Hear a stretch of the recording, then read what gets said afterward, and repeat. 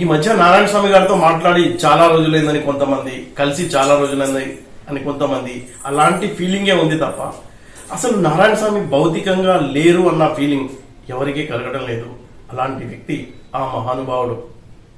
అయితే వాస్తవంగా చూసినట్లయితే ఈ రోజు అదే జూలై 18వ తేదీ ఆయన చనిపోయి ఏడాది కావస్తుంది. అందరూ ఆయన సన్నిహితులు, ఆయన శ్రేయోభిలాషులు ఆయనకు సంబంధించి గుర్తు చేసుకున్నారు.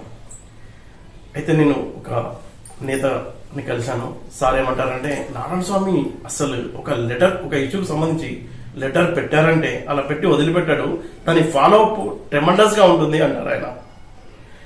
అయితే ఆయన ఏదన్నా ఇష్యూ పట్టుకున్నాడంటే, ఎగ్జాంపుల్ కి ఈ కోయల్ సాగర్ ఉంది. కోయల్ సాగర్ కృష్ణా నీటిని కేటాయింపులు ఉన్నప్పటికీ ఎందుకు ఎండిపోతుంది అనే దాని మీద నారాయణ స్వామి, మాజీ శాసనసభ్యులు దయాకర్ రెడ్డి గారు సీరియస్ గా స్టడీ చేశారు.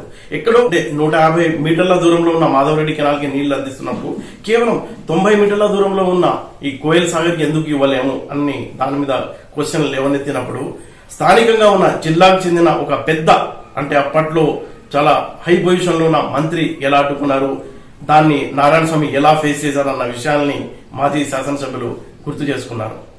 ఆ మేధావితనం, ఆ మేధస్సు it's a very difficult task, అందరికి ఉండదు. అది మనిషిని చూస్తే అట్లా అనిపించాడు, కానీ ఆ లేబర్ సమస్యల మీద అవగాహన ఎట్లొచ్చిందో, బ్రహ్మాండమైన అవగాహన ఉండేది. ఎక్కడ పడితే అక్కడ, ఏ రాత్రి పడితే ఆ రాత్రి వెళ్ళిపోయేవాడు. ఫాలోయింగ్ కూడా అట్లా ఉండేది. ఊళ్ళో ఉండేటువంటి పెద్దందారి విధానాలు ఏముందంటే, దొరవారు ఉండేది. ఎవరైనా ఇంటికి పోతే ఆయన ఒకటే కూర్చుని ఛాయ్ తాగుతుంది, మిగతా అందరూ నిలబడాల. ఇంకా కొంచెం స్థాయి పైకి వాళ్ళైతే ఆ నిలబడి ఛాయ్ తాగాల. ఆ పరిస్థితి ఉండే. నేను కూడా దాన్ని చూసే రివోల్ట్ అయినా. అది పెద్ద ఫ్యామిలీ అయినా నేను కూర్చుంటే నేను కూర్చున్నా బెంచ్ మీద, మిగతా నిలబడి మాట్లాడుతుండ్రు. నేను ఇదేం కదా విధానం చేసి లోపల కిచెన్లో పోయి తిన్నా. ఛాయ్ అందరికీ ఇలాంటి వాపు దొరవారు చెప్తారు సార్ అంటే, ఈ వయసు దొరవారు అసుతాం రాని నేను నారాయణ స్వామి కూడా ఏదో ఓపాలన ఉద్దేశంతోనే రివోల్ట్ రాజకీయాలకు నేను రావడం కూడా అదే కారణం. సో నారాయణ స్వామి కూడా అదే ప్రేరేపించడం నేను అనుకుంటున్నాను. వాళ్ళని కురుమూర్తి టెంపుల్, ఇప్పుడు కురుమూర్తి విలేజ్లో ల్యాండ్ ఉంది, అది బెనామీ పేరు మీద ఉంది రాజాది. వేరే వాళ్ళని పెట్టి డబ్బులు దండుకున్నాడు. దానికి ప్లస్ ప్లాట్కు 2 కోట్లు 2 లక్షలు తీసుకొని ఇల్లు ఇచ్చారు. ప్లాటింగ్ చేసుకుని అమ్మిండు. మళ్ళీ అక్కడ ఇల్లు ఇవ్వాలంటే మళ్ళీ 2 lakhs అన్నట్టు వసూలు చేసినారు. అక్కడ ఇద్దరు లోకల్గా ఉండే ఎక్స్ సర్పంచ్ ఆమోదు, తర్వాత కురుమూర్తి ఎక్స్బీఆర్ఓ పేరు రెడ్డి వాళ్ళని పెట్టుకొని అటువంటి వాటి మీద కూడా అగనిస్తుండే. ఉన్నా కానీ అగనిస్ట్ బాగా కనపడకుండా సబ్జెక్ట్ నాలెడ్జ్ పెన్ను పేపర్ మీద పెట్టిందంటే డెఫినెట్గా అది గూటం పుచ్చుకున్నట్లు ఉంటుంది ఆఫీసర్. అది ప్రైమ్ మినిస్టర్ ఆఫీస్ కావచ్చు, సీఎం ఆఫీస్ కావచ్చు, చంద్రబాబు నాయుడు గారితో సన్నిహితంగా ఉండి ఈయన మెంటాలిటీ తెలిసినప్పుడు కూడా కావచ్చు. ఆయన నిలదీయడంలో కూడా అవేర్నెస్ కానీ చొరవ కానీ ఒప్పుకోవాల్సింది. కురుమూర్తి జాతర అంటే అదొక పేదల జాతర అసలు యాక్చువల్గా. అక్కడ గతంలో జాతర అంటే ఈ సంస్థానాధీశులు, తర్వాత వీళ్ళు ఈ పెద్ద మనుషులు నరసింహారెడ్డి ఇటువంటి వాళ్ళందరూ పోతే అక్కడ పత్తాలు ఆడుకుంటున్నారా, తాగుతున్నారని పత్తాలు ఆడాలా. కాల్చిన కూర ఫేమస్, వాళ్ళు తినాలా, తినాడ పత్తాలు ఆడాలా. తర్వాత అప్పుడు ప్రతిసారి దొంగతనాలు అయ్యేది. నేను ఎమ్మెల్యే అయినప్పటి నుంచి దొంగతనాలు లేవాడ.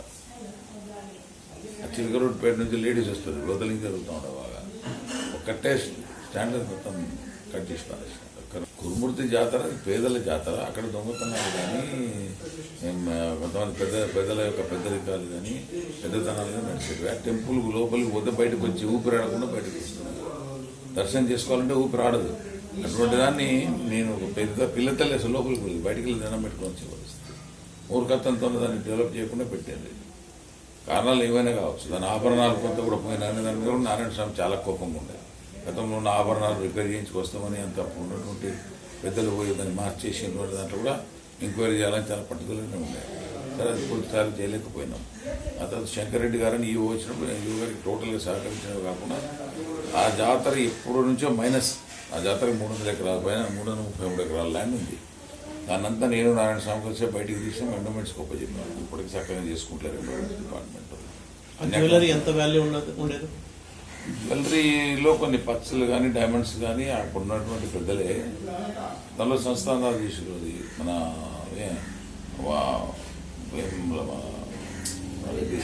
వాళ్ళది వీళ్ళు వచ్చేసి దత్తు ఉన్నటువంటి సంస్థానాధీశులు, ఒరిజినల్ కాదు దత్తు. సో వాళ్ళు వచ్చిన తర్వాత కొంత ఏదో మార్చిండ్రు అనేటువంటి అపవాదు ప్రజల్లో ఉండే. దాన్ని బయటకు తీయాలని కొంత ప్రయత్నం చేసినాం. కానీ మళ్ళీ దేవుని ఇష్యూ కదా, కొంత అనవసరంగా రప్చర్ దేవుని ఉండే ఇది పోతుంది, కొంత వెనక ముందు వెళ్ళాల క్రమంలోనే మన సర్దుకున్నది. బట్ ఇంకా అక్కడ నుంచి జ్యువెలరీ మొత్తం ఇండెక్స్ పెట్టేయడం, అని ఇండెంట్ అంతా రిపేర్ చేయించడం, ఎప్పటికప్పుడు సంతకాలు చేయించడం. నేను నారాయణ స్వామి గారిపై అది -3 lakhsలో ఉన్న జాతరను +3 crores తీసుకొచ్చినాం. +3 crores. ఎస్, 2-3 ఏళ్ళు తర్వాత ఆ టెంపుల్ డెవలప్ చేసినాం. టెంపుల్ సాఫీగా పోయి హ్యాపీగా పరిస్థితి తీసుకొచ్చాం. మాకు ఇంకోటి ఏముందంటే కింద షాప్స్ అన్ని కూడా కట్టియాలి, మొత్తం గార్డెనింగ్ చేయించాలని కోరిక ఉంది. కానీ గవర్నమెంట్ సరిగ్గా సహకరించాలి. వాటిల్లో కరెక్ట్ ఫండ్స్ లేక ఇబ్బంది లేకపోతే చేసేస్తున్నాం. ఏదైనా విదేశానికి వెళ్ళారు సార్ మీరు నారాయణ స్వామి? మీరు నేను సౌత్ ఆఫ్రికా పోయినా. అక్కడ ఏంటి సార్ వుడ్ వర్క్? సౌత్ ఆఫ్రికాలో కాన్ఫరెన్స్ అటెండ్ కావడానికి పోయి గవర్నమెంట్ ఆఫ్ ఇండియా మీద వ్యతిరేకంగా మాట్లాడాను. నేనే మాట్లాడాను ఆయన ప్రేరణనే. ఇప్పుడు రైతుల ఆత్మహత్యల మీద మాట్లాడాల్సి వచ్చింది. రైతుల ఆత్మహత్యలే లేవనేటువంటిది అక్కడ గవర్నమెంట్ ఆఫ్ ఇండియా నేను ప్రూఫ్లతో సహా నేను నారాయణ స్వామి ప్రూఫ్ చేసిన. ఇండియా తరఫున ఎవరు మాట్లాడుతూ లేడు అంత పెద్ద కాన్ఫరెన్స్లో. నేను నారాయణ స్వామి గారే రేజ్ చేసేసి this is the record and papers చూపించేసి వినిపిస్తారు. ఊరుకొచ్చింది ఇండియన్ అంబేద్కర్ వాళ్ళు సార్ ఉంటారు, నాకు నథింగ్ జరిగింది ఒకటి, మీరు ఇక్కడ ఉంటారని చెప్పేసి వాయిస్ వినిపించు. పోలీస్ సాగర్ అనేది ఇక్కడ ఒక పరివాహక ప్రాంతంలో ఉన్నటువంటి 1956, 57 ప్రాంతంలో నిర్మించినటువంటి ఏకైక ప్రాజెక్టు దురాల కండ మొదలు. అది కృష్ణా బేసిన్లో ఉంది. దానికి వాటర్ సోర్స్ 2.5 TMC వాటర్ నిల్వ నీరు. దాంట్లో 0.50 TMC ఏమో ఎవాపరేషన్ లాసెస్, 0.20 ఎవాపరేషన్ లాసెస్, 0.50 ఏమో drinking water purpose of Mahbubnagar district అని ఉంది. దాన్ని వీళ్ళు వక్రీకరించుకొని ఏం చేశారంటే అంత ఎవాపరేషన్ లాసెస్ కింద చూపించడము, 30 ఏళ్ళుగా పంటలకు నీళ్ళు లేకపోవడం, 12,800 ఎకరాలకే నీళ్ళు లేని అంతా చూపించారు. ఏంద్రా ఈ పరిస్థితి అనేది నేను ఆయన కలిసి ఉన్న పాత కాయిదాలు నిజాంపాదంకి కృష్ణా ట్రిబ్యునల్ ఏర్పడినప్పటి నుంచి వాట్ ఇస్ కృష్ణా బేసిన్ అంటే ఏంటి అసలు అనేది స్వర్గీయ పాగపుల్లారెడ్డి గారు ఆయనతో ఈ ఇన్ఫర్మేషన్ బాగుండేది. నేను నారాయణ స్వామి పాత బుక్లు ఇవన్నీ తిరిగేసి ఆయన సహకారం తీసుకొని నారాయణపూర్ డ్యామ్ వరకు, నారాయణపూర్ ఆల్మెట్టి వరకు మేము జీప్లో పోయినాం, కాలువలో పోతే ఆయన తీసుకున్నాం. అంటే to be frank 4-wheel drive వేసుకుని నదిలో పోయినా కూడా కొంచెం చోట్ల. సో ఆ రకంగా వాటర్ సోర్స్ ఉంది దీనికి అనేది తీసి అసలు అలొకేటెడ్ వాటర్ అనేది ఉంది కృష్ణా ఉంది, కృష్ణా బేసిన్లో ఉంది. ఇది కృష్ణా బేసిన్లో ఉన్నటువంటిది ఎండిపోతుందంటే కృష్ణా బేసిన్ నుంచి తీసుకోవచ్చు. కృష్ణా బేసిన్లో ఉండి దీంట్లో నీళ్ళు లేకపోవడం, ఎక్కడో తీసుకుపోవడం ఏంటి అని చెప్పినప్పుడు దీనికి ప్యారల్ కెనాల్ తీసుకురావాలని చెప్పి దాన్ని పెడితే డబ్బులు లేవన్నారు. నేను నారాయణ స్వామికి ప్రజల వద్దకు పాలన పెట్టి చంద్రబాబు నాయుడు గారు ఈచ్ అండ్ ఎవ్రీ విలేజ్లో ఆఫీసర్ రిక్వెస్ట్ చేసి దాన్ని నింపడానికి అనేది ఒక రిక్వేషన్, పాలన ఆపడం, ధర్నా చేయడం, ఒక రిక్వేషన్ పెట్టడం. దాంతో కలెక్టర్ గారితో కూడా కూర్చొని రాపించినప్పుడు మధుసూన్ రావు గారు కలెక్టర్, సుధారాణి గారు వాళ్ళు ఉంటాయి, వాళ్ళతో రాపించేసినాం. బ్యాంక్ కలెక్టర్ వాళ్ళతో రాపించేసినాం రిక్వెస్ట్ అనంతరామ్ గారితో. అందరూ బాయ్కాట్ చేస్తున్నారు, దానికి వాటర్ నింపాలని చెప్పేసి. సో దాన్ని ఎమ్మెల్యే ఉండి కూడా నేను ప్రేరేపించి చేసి సార్తో కూర్చున్న తర్వాత అగర్వాల్ గారు is the principal secretary for irrigation Agarwal. అతను విజయభాస్కర్ రెడ్డి గారు సీఎం సెక్రటరీగా ఉండే అప్పుడు కొంత పరిచయం. మన శ్రీశైల దేవస్థానం కలెక్టర్ కర్నూలుగా ఉండే, శ్రీశైల దేవస్థానం డెవలప్ చేసింది. ఆయన దగ్గర పోయి కూర్చొని ఉంది ప్రూవ్ చేస్తే మీరు అందరు ఇట్లా పట్టుబడితే మేము ఎదుగులు లేదు వాటర్ ఉందా లేదా చెప్తారు. అదంతా ఎందుకు నారాయణ స్వామి నేను పైకి పోతాను, నేను కంప్లైంట్ పెడతాను. దాంతో ఆయన దిగొచ్చి సరే ఆయనకి ఏమేయాలో ఇచ్చామనుకోండి. ఆ టైంలో బాంబేకి పోయి ఒక రవ్వరకంగా 3 లక్షలు పెట్టి తెచ్చి ఇచ్చేసినాం. బికాజ్ నా ప్రాంతం డెవలప్ కావాలని కోరిక నాది. అంటే మాదంతా ఉల్టా అనమాట. ఎమ్మెల్యేలు వసూలు చేస్తే మేము అధికారులకు పెట్టాం, సొంతం ఎవరితో వసూలు చేయకుండా పెట్టాం. తర్వాత లిఫ్ట్ ఇరిగేషన్ 3 తేవచ్చు అని చెప్పేసి కురుమూర్తిరాయ లిఫ్ట్ ఇరిగేషన్ ఒకటి, దుప్పల్లి దగ్గర కొండదొడ్డి లిఫ్ట్ ఇరిగేషన్ ఒకటి, అమర్చింత లిఫ్ట్ ఇరిగేషన్ ఒకటి, నేను నారాయణ స్వామి పాగపుల్లారెడ్డి గారు ఎస్టాబ్లిష్ చేసి అవి శాంక్షన్ చేసుకున్నాం. కోయిల్ సాగర్ పర్మనెంట్గా నింపాలి. కృష్ణా బేసిన్లో ఉంది, ఎట్లా నిండదు? మాధవరెడ్డి కెనాల్ అంతా 180 meters తీసుకెళ్లి వాటర్ తీసుకుపోతున్నప్పుడు మాధవరెడ్డి కెనాల్ ఇది ఎందుకు పోదు 90 meters అని చెప్పేసి దాన్ని అనుసంధానం చెప్పేసి ఆ ప్లాన్ చేసినాం. దానికి నాగం నేను అడుగుతుంటే అడ్డే మా పాలే ఎంతమంది అడ్డుపడ్డా వినలా. తప్పకుండా సక్సెస్ చేయగలం. అవార్డు తీసుకొని చేసినాం. ఇప్పుడు వరల్డ్ బ్యాంక్ చైర్మన్ అంటే ఫండ్స్ ఎట్లా అంటే వరల్డ్ బ్యాంక్ ఉల్ ఫండ్స్ అని అక్కడికి వచ్చినాడు. సో ఉల్ ఫండ్స్ అని గారిని అక్కడికి తీసుకురావడంలో మేమంతా ప్రయత్నం, చంద్రబాబు నాయుడు గారు ఒక ప్రయత్నం, ఇటు WLO మెంబర్గా, వరల్డ్ లేబర్ ఆర్గనైజేషన్ మెంబర్గా ఈయన లెటర్ పెట్టడం, లేదా అపాయింట్మెంట్ తీసుకోవడం. సో ఉల్ ఫండ్స్ అని మాకు 3 minutes టైం ఇచ్చాడు. అటు కాకతీయాల రెండు కాకతీయాల దిగుండే ఆయన కలవాలంటే ముఖ్యమంత్రికి లేదు. అటువంటి నారాయణస్వామి గారు లెటర్ పెట్టిస్తే ఆయనకి ఇచ్చి ఆర్గనైజేషన్ తరఫున పెట్టాడు, ఇచ్చిండు. నా పేరు పెట్టి ఆమె పేరు పెట్టి ఇచ్చిండు. 3 వెంటే వాడు గారు నువ్వు ఎక్స్ప్లెయిన్ నాకు ఎక్స్ప్లెయిన్ చేసిన వరల్డ్ బ్యాంక్ ఫండ్ ఏదైనా ఉంటే మీరు ఇచ్చి దాన్ని రాదుకోండి, దాన్ని నా వాడు అట్లా దాన్ని సాధించుకోండి. అంటే ఇప్పటిలాగా ఊరికే డబ్బులు ఇచ్చుకుంటూ ఆ కాళేశ్వరం ఎల్లాపురం అని పుల్లాపురం ఇచ్చింది లేకుండా. సో దాన్ని అంత కష్టపడి తీసుకొచ్చాను. దాని అంత చరిత్ర ఉంది. అక్కడతోనే మళ్ళీ ఈ రాష్ట్రంలో లిఫ్ట్ ఇరిగేషన్లు పెట్టచ్చు, ఈవెన్ కెనాల్ మీద కూడా. కెనాల్ మీద లిఫ్ట్ ఈజ్ నాట్ అలౌడ్. ఎందుకు అలౌ లేదో నేనే ఫైట్ చేసి తీసుకొచ్చాను. నారాయణస్వామిలో కూడా వర్కౌట్ చేసి పాత కాగితాలన్నీ తీసి every aspect is help is there. Technical ఆస్పెక్ట్లో కానీ ప్రతి పేపర్ను తీయడంలో కానీ always is help is there. ఇప్పుడు నేను హ్యాండ్ లేకనే చేయలేకపోతున్నాను. ముఖ్యంగా కష్టకాలంలో తెలుగుదేశం పార్టీకి అధ్యక్షులు చేసినాం. అంత మొదలే చేసినాం అనుకున్నాం, కానీ తట్టుకోలేడు. చంద్రబాబు కూడా తట్టుకోలేడు అనే భయంతో ఊకున్నాం. కానీ ఇప్పుడు పూర్తి టైట్ పొజిషన్లో చేసినాం. ఈ పొజిషన్లో స్టేట్ ఏమైనా కానీ 4 గెలిపించాలి ఇక్కడ అనేటువంటి స్కీమ్లో వర్కౌట్ చేసిన సందర్భంలో ఆయన హార్ట్ అటాక్ చనిపోవడం అనేది మాకు అందరికీ. ఆయన పేపర్ వరకు అవుట్రైట్గా బయట నా సాయం ఉంటుండే.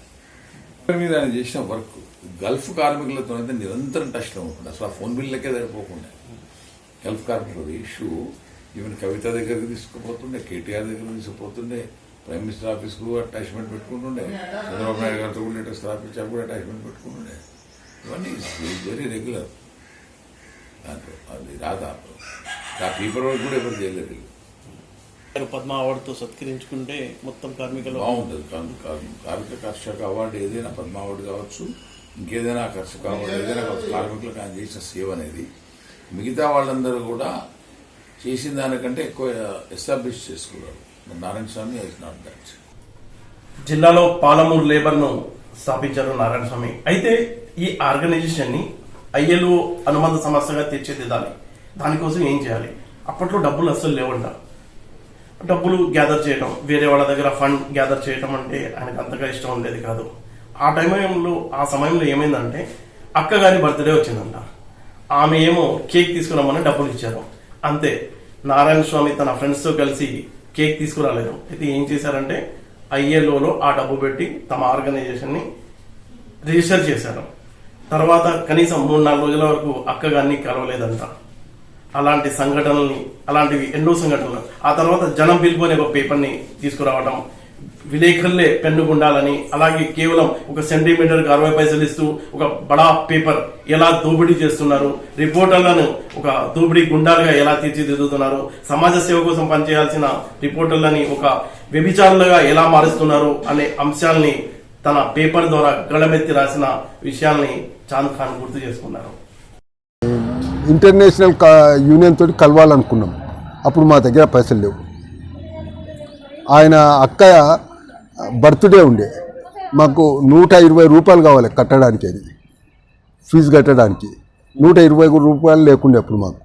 అటువంటి పొజిషన్లో ఆమె అక్క మాకు బర్త్డే కేక్ దెమ్మని, ఆమె బర్త్డే కేక్ దెమ్మంటే ఆ కేక్ పైసలు తీసుకుపోయి మేము యూనియన్కు కట్టి 4-5 దినాలు ఆయన ఆమె తనికి పోలేకపోయినాము.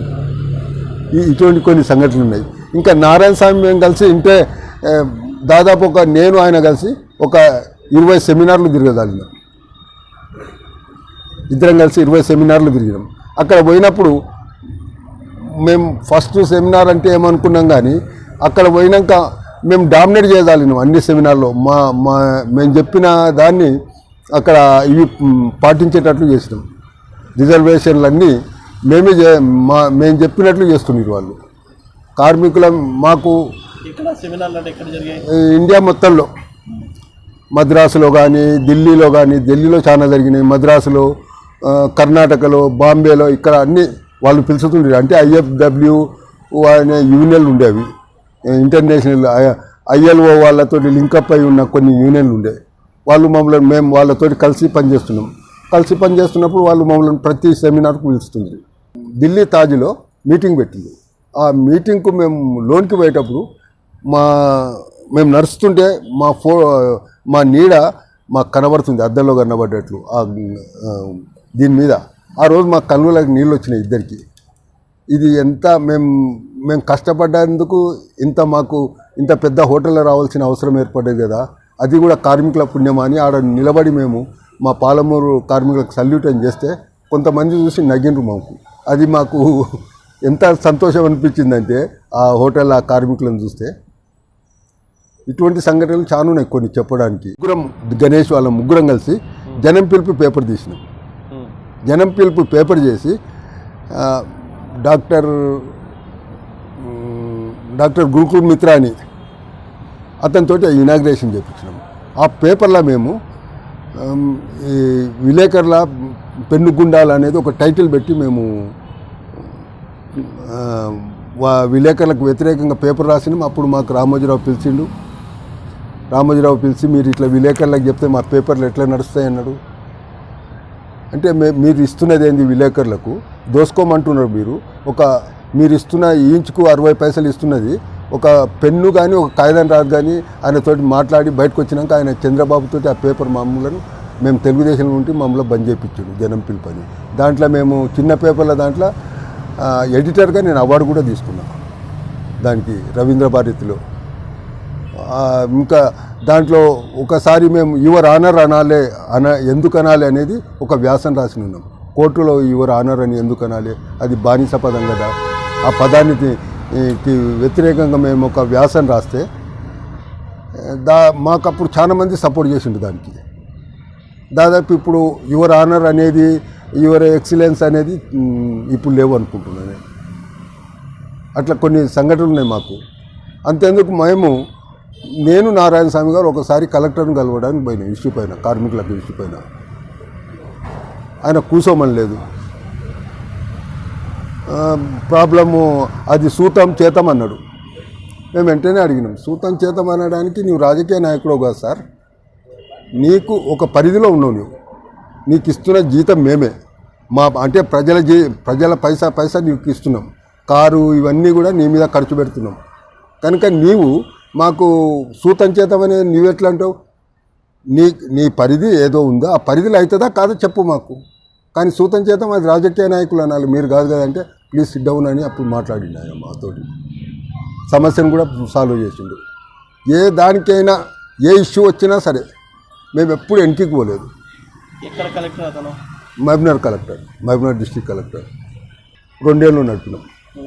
2 ఏళ్ళలో మేము ఒక్కటి కూడా అడ్వర్టైజ్ తీసుకోలేదు, ఎక్కడ అడ్వర్టైజ్ తీసుకోలేదు. అందులో హైలైట్ ఏంటంటే పెన్ను గుండాలు యువర్ ఆనరు, పెన్ను గుండాలు దొరికితే చూడాలి. పెన్ను గుండాలు, యువర్ ఆనర్, అడుక్కో తింటున్న భారతదేశం జిందాబాదు, ఇటువంటి కొన్ని చాలా పెట్టి రాసినాం మేము. దీనిపైన చాలా ఆర్టికల్స్ రాసినాం.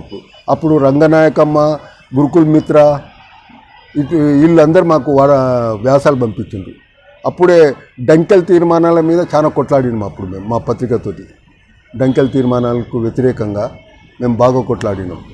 అప్పుడు ఇంకోటి ఎన్టీ రామారావు ఉన్నప్పుడే నల్ల చట్టాలకు వ్యతిరేకంగా అప్పుడు సెంట్రల్ తెచ్చిన నల్ల చట్టాలకు వ్యతిరేకంగా ఎన్టీ రామారావు దాన్ని అమలు చేస్తున్నాడు. అప్పుడు ఆయన పార్టీలో ఉన్నా కానీ మేము దానికోసం నల్ల చట్టాల కోసం వ్యతిరేకంగా పోరాడినాం. ఒకసారి నేను నారాయణ స్వామి గారు సందర్శిని అని బస్ స్టాండ్ ముందర ఒక హోటల్ ఉంది, అన్నం తినడానికి పోయినాం.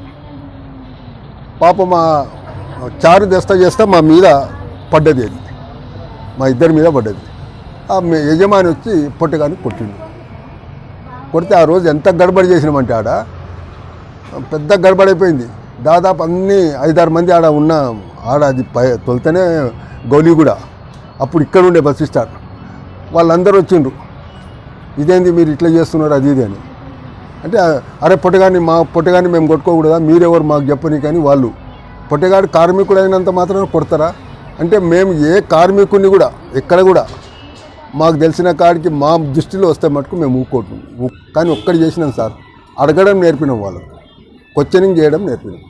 ఇప్పుడు యాడ చిన్న సంఘటన జరిగినా వాళ్ళు అడుగుతున్నారు, లేకపోతే మాకు ఒక పోస్టల్ లెటర్ రాస్తున్నారు మాకు, మేము పోతుంటాం అటెండ్ అవుతుంటాం. అట్లా అది చేయదాలినాం. కానీ మాకు వాళ్ళకి జరిగిన అన్యాయం వాళ్ళు స్పందించి వాళ్ళ చేత అయితే వాళ్ళు తెంపుకున్నారు, లేకుంటే మా సాయం తీసుకున్నట్టు చేసేది. వరల్డ్ బ్యాంక్ ఇచ్చే పైసలతోటి నువ్వు ఇక్కడ రిలీజ్ చేపిస్తావు ఇవన్నీ. అంటే వరల్డ్ బ్యాంక్ పైసలతోటి ఇక్కడ పని చేపిస్తావు నువ్వు. కానీ పనిచేసే వర్కర్స్ గురించి మీరు ఎప్పుడు మాట్లాడలేదు. క్వాలిటీ ఆఫ్ వర్క్ కాదు, వెల్ఫేర్ ఆఫ్ లేబర్ కూడా ఉండాలనేది మేము గట్టిగా చెప్పినాం. అప్పటిసందే ఇప్పుడు ఇప్పుడు లేబర్ ఇన్సూరెన్స్ అయింది వరల్డ్ బ్యాంకు ఎక్కడ పని చేయించిన. అది మేము సాధించదాలినాం. ఆయన ఆర్డర్ కూడా ఇచ్చిపోయింది. ఇప్పుడు ఏ పని అయినా వరల్డ్ బ్యాంక్ తోటి జరుగుతున్న ప్రతి పనుల్లో లేబర్ ఇన్సూరెన్స్ చేయాలి. ఏదైనా సరే ఇప్పుడు ఆఫీసరే అంటే ఇంజనీరే దానికి బాధ్యత వహించాలి, లేబర్కు మినిమం వేజ్ రాకపోతే. లేబర్ అంటే పాలమూరు లేబర్ గుర్తుకు వస్తారు. వాస్తవానికి దేశవ్యాప్తంగా లేబర్ పరిస్థితి ఎలా ఉంది అంటే మనకు కేజీఎఫ్ సినిమాలో చూపించినట్లు లేబర్ పరిస్థితి ఉండేదంట. పనిచేసే చోటికి తీసుకెళ్ళటానికి జంతువుల్ని వాహనాల్లో కుక్కినట్టు తీసుకెళ్లటం, అలాగే గుత్తేదారుల మోసాల్ని అడ్డుకోవడానికి నారాయణ స్వామి ఎలాంటి కృషి చేశారు, అలాంటి విషయాలు తెలుసుకోవాల్సి అంటే మనం ఎంఈఓ గారితో ముచ్చటించాల్సిందే. స్వామి గారు నాకు తెలిసేప్పటికీ ఆయన ట్రేడ్ యూనియన్ నాయకుడు, కానీ ఆయన ఎక్స్పీరియన్స్ పంచుకున్నాడు తర్వాత నాతో. అది కూడా ఆయన పనిచేసిన నాయకత్వం నాకు తెలుసు, వాళ్ళందరూ తెలియదు. అందరం ఒక గ్రూప్ వాళ్ళు కలిసాం అంతే. వారు అమ్మాపూర్ నుంచి రావటం, ఇక ఆయన స్వగ్రామం నుంచి మహిమనూరు రావటం, శ్రీహరి దగ్గర పనిచేయటం జరిగింది. అది ఏటా మామూలుగా లెఫ్ట్ ఓరియంటేషన్లోనే వచ్చారు. శ్రీహరి గారు అప్పటికే పెద్ద ట్రేడ్ యూనియన్ నాయకుడు, ఇక్కడ ఆయనకు పేరు ఉంది, ఓ ట్రేడ్ యూనియన్ నాయకుడు. శ్రీహరి వాళ్ళ అన్నయ్య ఉండేవాడు పురుషోత్తం అని, ఆయన దగ్గర ఉండేవాడు నారాయణ స్వామి. ఆయన దగ్గర వాళ్ళంతా కలిసి పనిచేశారు. రిక్షా కార్మికులు, బీడీ కార్మికులు, ఇక్కడ కూడా బీడీ కార్ఖానా ఉండేది. అట్లా రిక్షా కార్మికులు, బీడీ కార్మికులు. నారాయణ స్వామి గారి స్వగ్రామైన అమ్మాపూరు చింతకుంట మండలం దగ్గర కాబట్టి అక్కడంతా కూడా ఈ బీడీ కార్ఖానా యొక్క ఇన్ఫ్లుయెన్స్ చాలా ఉంది. అక్కడ నుంచి చింతకుంట నుంచి రెడ్డి కార్ఖానా, అక్కడ నుంచి మహబూబ్ నగర్ వరకు బీడీ కార్మికులు విరివిగా ఉండేవాళ్ళు. ప్లస్ నారాయణ స్వామి గారు కొన్నాళ్ళు కల్లు గీతా కార్మికుల సంఘం దాంట్లో కూడా పనిచేశారు. ఎక్కడైతే అన్ఆర్గనైజ్డ్ కార్మికులు ఉన్నారో అక్కడ నారాయణ స్వామి ఆ సెక్టర్లో పనిచేశారు. కొన్నాళ్ళు జూరాల ప్రాజెక్టు సంబంధించిన ఇందిరా ప్రియదర్శిని దాంట్లో పనిచేశాడు. అంటే already Srihari established trade union నాయకుడు కాబట్టి వీళ్ళంతా కూడా different sectors, Indira Priyadarshini project, లేకపోతే జూరాల ప్రాజెక్టు కానివ్వండి, లేకపోతే బీడీ కార్మికులు కానివ్వండి, కల్లు గీతా కార్మికులు కానివ్వండి, రిక్షా కార్మికులు కానివ్వండి, అనేక కార్మిక సంఘాలతో ఆయనకి సత్సంబంధాలు ఉన్నాయి. ఈ సత్సంబంధాలు బాగా మెరుగుపరుచుకోవటం ఏర్పడడానికి కారణం శ్రీహరి గారి నాయకత్వం ఒకటి అవ్వచ్చు. నారాయణ స్వామి గారికి ఇన్బార్న్ ఇంట్రెస్ట్ ఉంది వీటన్నిటిలో. అంటే మన బలం సరిపోదు అన్ని చోట్ల. పనులు కావాలంటే ఎవరిదైనా, మేము పోయింది ఎవరి పని మీద అంటే మహబూబ్ నగర్ నుంచి పోయి రైల్వే లైను కాంట్రాక్టు పనిలో ఉన్న కూలీలకి అన్యాయం జరిగిందని వాళ్ళ పని పోయాం. అయితే మేము ఆ లైన్లో మాకు బాంబేలో మాకు బాగా దగ్గరున్న కార్మిక సంఘాలు నాయకుడితో మాట్లాడు. హెచ్ఎంఎస్ మీకు తెలిసిన హిందూ మజ్దూర్ సభ, హెచ్ఎంఎస్ వాళ్ళతో అయితే బాగుంటుందంటే వాళ్ళు కంగారు పడిపోతున్నారు. అదేంటంటే ఈ టైంలో వచ్చి కూర్చుంటారు మీరు బాంబేలో, ఈ టైంలో వచ్చి కూర్చుంటారండి. ఏంటంటే వీళ్ళు ఎట్లా అంటున్నారు, అసలు ఎందుకు వచ్చామని అడుగుతున్నారు మనని. అక్కడ ప్రాబ్లం ఏంటంటే బాంబే లైఫ్లో విచిత్రం. Bombay life is entirely different from other life. ఆ బాంబే లైఫ్లో ఏంటంటే వాళ్ళకి దీపావళి చాలా ఇంపార్టెంట్ ఫెస్టివల్. వాళ్ళ కార్మికులు అక్కడ లోకల్ యూనియన్స్కి రావాల్సిన సర్దుబాటు చేసుకోవటం వాళ్ళు బిజీగా ఉన్నారు. పైగా మా సమస్య వాళ్ళు అంత టైం స్పేర్ చేయలేకపోయారు. అయితే మేము అనుకోకుండా అక్కడ డాక్యార్డ్లో ఉన్నాం, బాంబేలో డాక్యార్డ్లో ఉన్నాం, నేవీ వాళ్ళ గెస్ట్ హౌస్లో.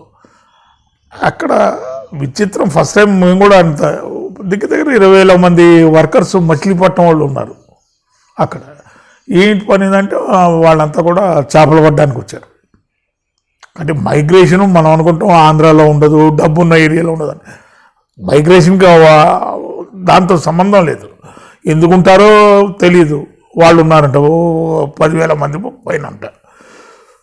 వాళ్ళు డిఫరెంట్ పార్ట్స్ ఆఫ్ బాంబేలో ఉన్నారు. వాళ్ళంతా ఏంటంటే బాంబే వాళ్ళని అడిగితే వీళ్ళు బాగా పడతారండి నేర్పరిగా చేపల్ని, చీపు, అది వాళ్ళని హైర్ చేసుకున్నారు. మైగ్రేషనే, మరి మైగ్రేటెడ్ వర్కర్సే, కానీ అది కాంట్రాక్ట్ లేబరే. ఎందుకు అంటే దానికి కొన్ని అంటే మైగ్రేట్ అయ్యి తన జీవనాన్ని బాగు చేసుకోవాలనే వాళ్ళు చాలామంది ఉంటారు.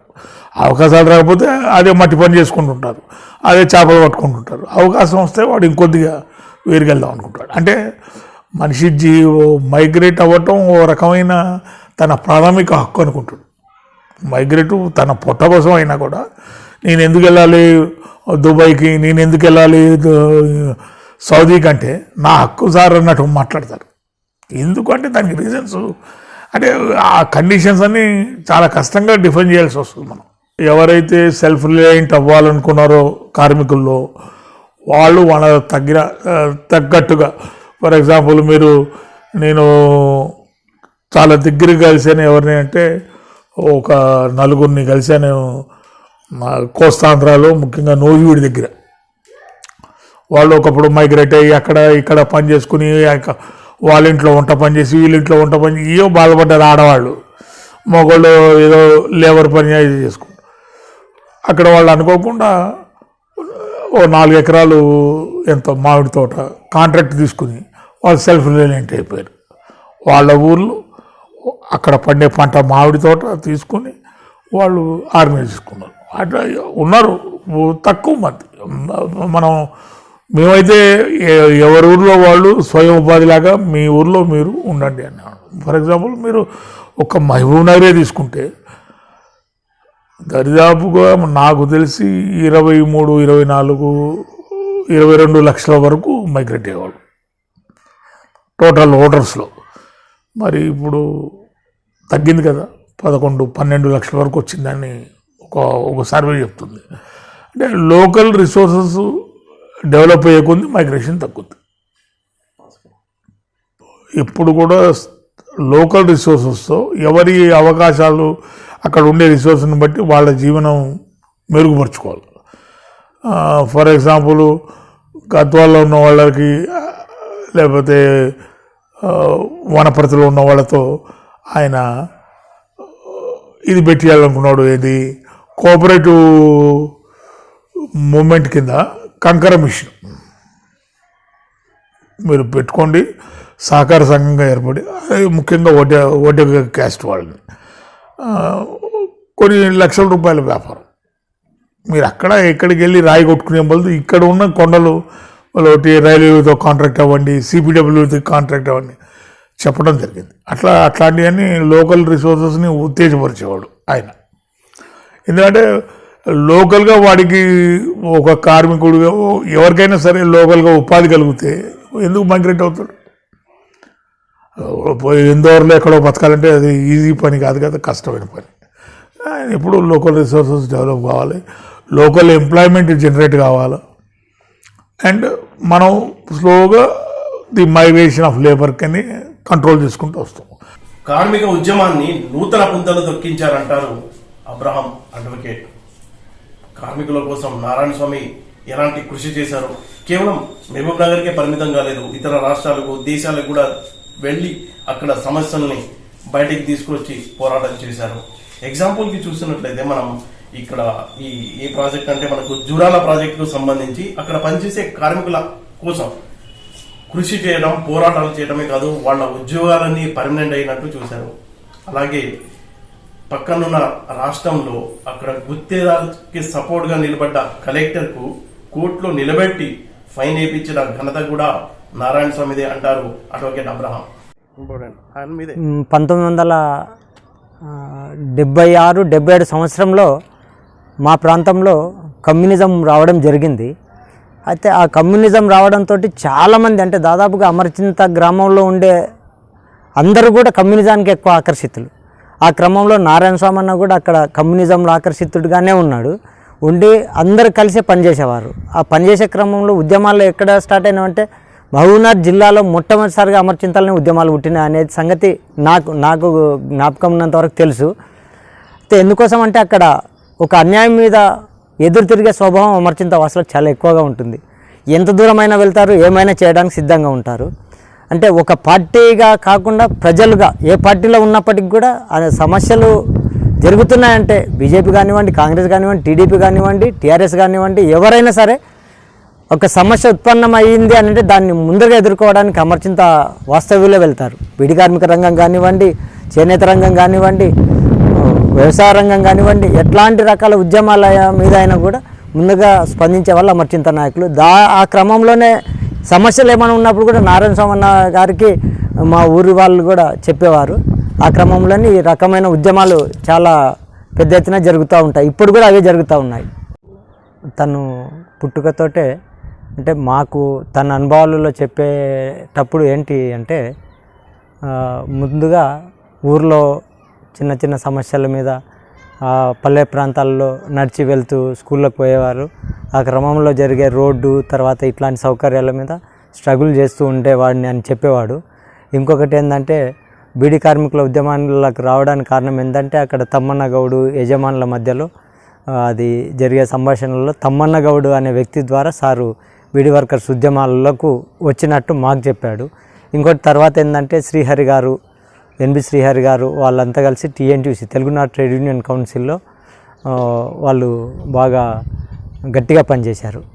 ఆ క్రమంలో నేను 1988-89 సంవత్సరంలో మహబూబ్నగర్ MVS డిగ్రీ కాలేజీలో నేను డిగ్రీ చేసేవాడిని.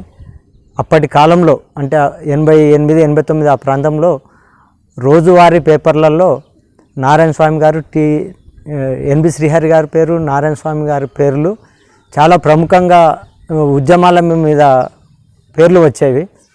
అయితే వీళ్ళ అంటే ఇన్ని పార్టీలు ఉన్నాక వీళ్ళవి TNTUC అనేది బాగా వస్తుంది అని చెప్పేసి నేను దాన్ని అంటే ఇనిషియేటివ్గా తీసుకొని నారాయణ స్వామిని ఎలాగైనా కలవాలని చెప్పేసి టీడీపీలోకి వెళ్ళాను. టీడీపీలోకి వెళ్ళిన తర్వాత దయాకర్ రెడ్డి గారు, నారాయణ స్వామి గారు ఒకటే అని తెలిసింది. అయితే అదే క్రమంలో నారాయణ స్వామి గారిని కలవాలని నేను టీడీపీలోకి వెళ్ళాను. టీడీపీలోకి వెళ్ళిన తర్వాత నారాయణ స్వామి గారు కూడా నా యాక్టివిటీస్కు తను తొందరగా స్పందించి నాకు అతి చేరువగా అయిపోయారు. ఆ క్రమంలోనే నేను కూడా ఇక కార్మిక విభాగంలోనికి వచ్చేసిన తర్వాత సారు చాలా విషయాల మీద స్ట్రగుల్ చేయడం జరిగింది. అంటే ప్రతి చిన్న విషయం కానుంచి పెద్దగా ప్రభుత్వాల మీద పోరాటాలు, జాతీయంగా అంతర్జాతీయంగా కూడా చాలా పోరాటాలు చేశారు. చాలామంది కార్మికులకు కూడా న్యాయం చేశారు. ఎన్నో రకాల హక్కులను తీసుకురావడంలో అంటే ఏదో చిల్లర మల్లరగా కాకుండా ప్రభుత్వ పరంగా చట్టాలను అమలు చేయించడంలో ప్రధాన పాత్ర పోషించారు. హైకోర్టులలో, సుప్రీంకోర్టులలో, వివిధ రాష్ట్రాలలో పిల్స్ అంటే ప్రజా ప్రయోజన వ్యాజ్యాలు దాఖలు చేసి దాని ద్వారా కార్మికులకు కానివ్వండి, ఇతర రకాల సౌకర్యాలు అంటే ప్రజలకు సంబంధించిన కనీస అవసరాలు, కనీస నీటి వసతి కానివ్వండి, ఎలక్ట్రిసిటీ కానివ్వండి, ఇంకా తదితర ముఖ్యంగా ఏంటంటే బీడీ కార్మికులు, ఆ తర్వాత రిక్షా కార్మికులు, గీత కార్మికులు, అయితే రిక్షా కార్మికుల కోసమని వాళ్ళకు పనిచేస్తూ ఉంటే వాళ్ళు రోడ్లలో తిరుగుతూ ఉంటే వాళ్ళకు ప్రభుత్వం ద్వారా కొట్లాడి రిక్షాలు ఇప్పించే కార్యక్రమం చేశాడు. ఇంకోటి బీడీ కార్మికుల కోసమని కూడా మొట్టమొదట్లో బాగా పోరాటాలు చేసి తమ్మన్న గౌడ్ ద్వారా పోరాటాలు చేసి ఆ బీడీ కార్మికుల వేతనాలు పెంచడానికి ప్రయత్నం చేశారు. ఆ క్రమంలోనే అన్ని రకాలుగా బీడీ కార్మికులను నేను కూడా బీడీ కార్మిక రంగానికి సంబంధించిన వాడిని కావడంతో నన్ను కూడా తీసుకొచ్చాడు. బీడీ కార్మిక రంగంలో జిల్లా ప్రధాన కార్యదర్శిగా చేశారు. అంటే మేము పూర్తిగా అంటే కార్మికుల కోసం, రిక్షా కార్మికుల కోసం, నేత కార్మికుల కోసం అని చెప్పేసి నాగేష్ అని అతను అమర్చింతలో ఉండేవాడు. అతని ద్వారా కూడా కొన్ని సేకరించి వాళ్ళ అభ్యున్నతి కోసం కూడా పనిచేశాడు. అలాగే బీడీ కార్మిక రంగం గీత కార్మికులకు సంబంధించి ఎన్బి శ్రీహరి గారు కలుగీత కార్మిక సంఘం అని పెట్టారు. దాంట్లో నారాయణ స్వామి గారు చురుకైన పాత్ర పోషించి కలుగీత కార్మికులకు చాలా రకాల వసతులు, జీతాలు పెంచడం, వాళ్ళకు గుర్తింపు కార్డులు ఇప్పించడం, వాళ్ళకు సొసైటీలు ఏర్పాటు చేయడం, ఇవన్నీ చేయడం జరిగింది. ఈయన ఉద్యమాల వైపు మళ్ళేలా ఏదన్నా సంఘటన ఇతనిపై ప్రభావితం చేసిందా? అంటే ముఖ్యంగా ఈయన ఉద్యమాల వైపు మళ్ళడానికి అమ్మాపూర్ అనే గ్రామంలో తను చిన్నగా బాల్యంలో ఉన్నప్పుడు వలస వెళ్ళిన కూలి అదృశ్యమైపోయాడని చెప్పాడు. అదృశ్యమైపోయినప్పుడు తను ఏం చేయాలనేది స్పందించి ఆ యొక్క వలస కార్మికుల చైతన్యం కోసమని వలస కార్మిక సంఘాన్ని 1991లో స్థాపించి దాని ద్వారా ఒక పెద్ద మహోత్తరమైన ఉద్యమం చేసినట్టుగా తను చెప్తూ ఉండేవాడు మా దగ్గర ఎప్పుడు కూడా. అంటే మేము ఆ క్రమంలో కూడా సార్తో దాదాపుగా 1994 సంవత్సరం నుంచి వలస కార్మికులు అంటే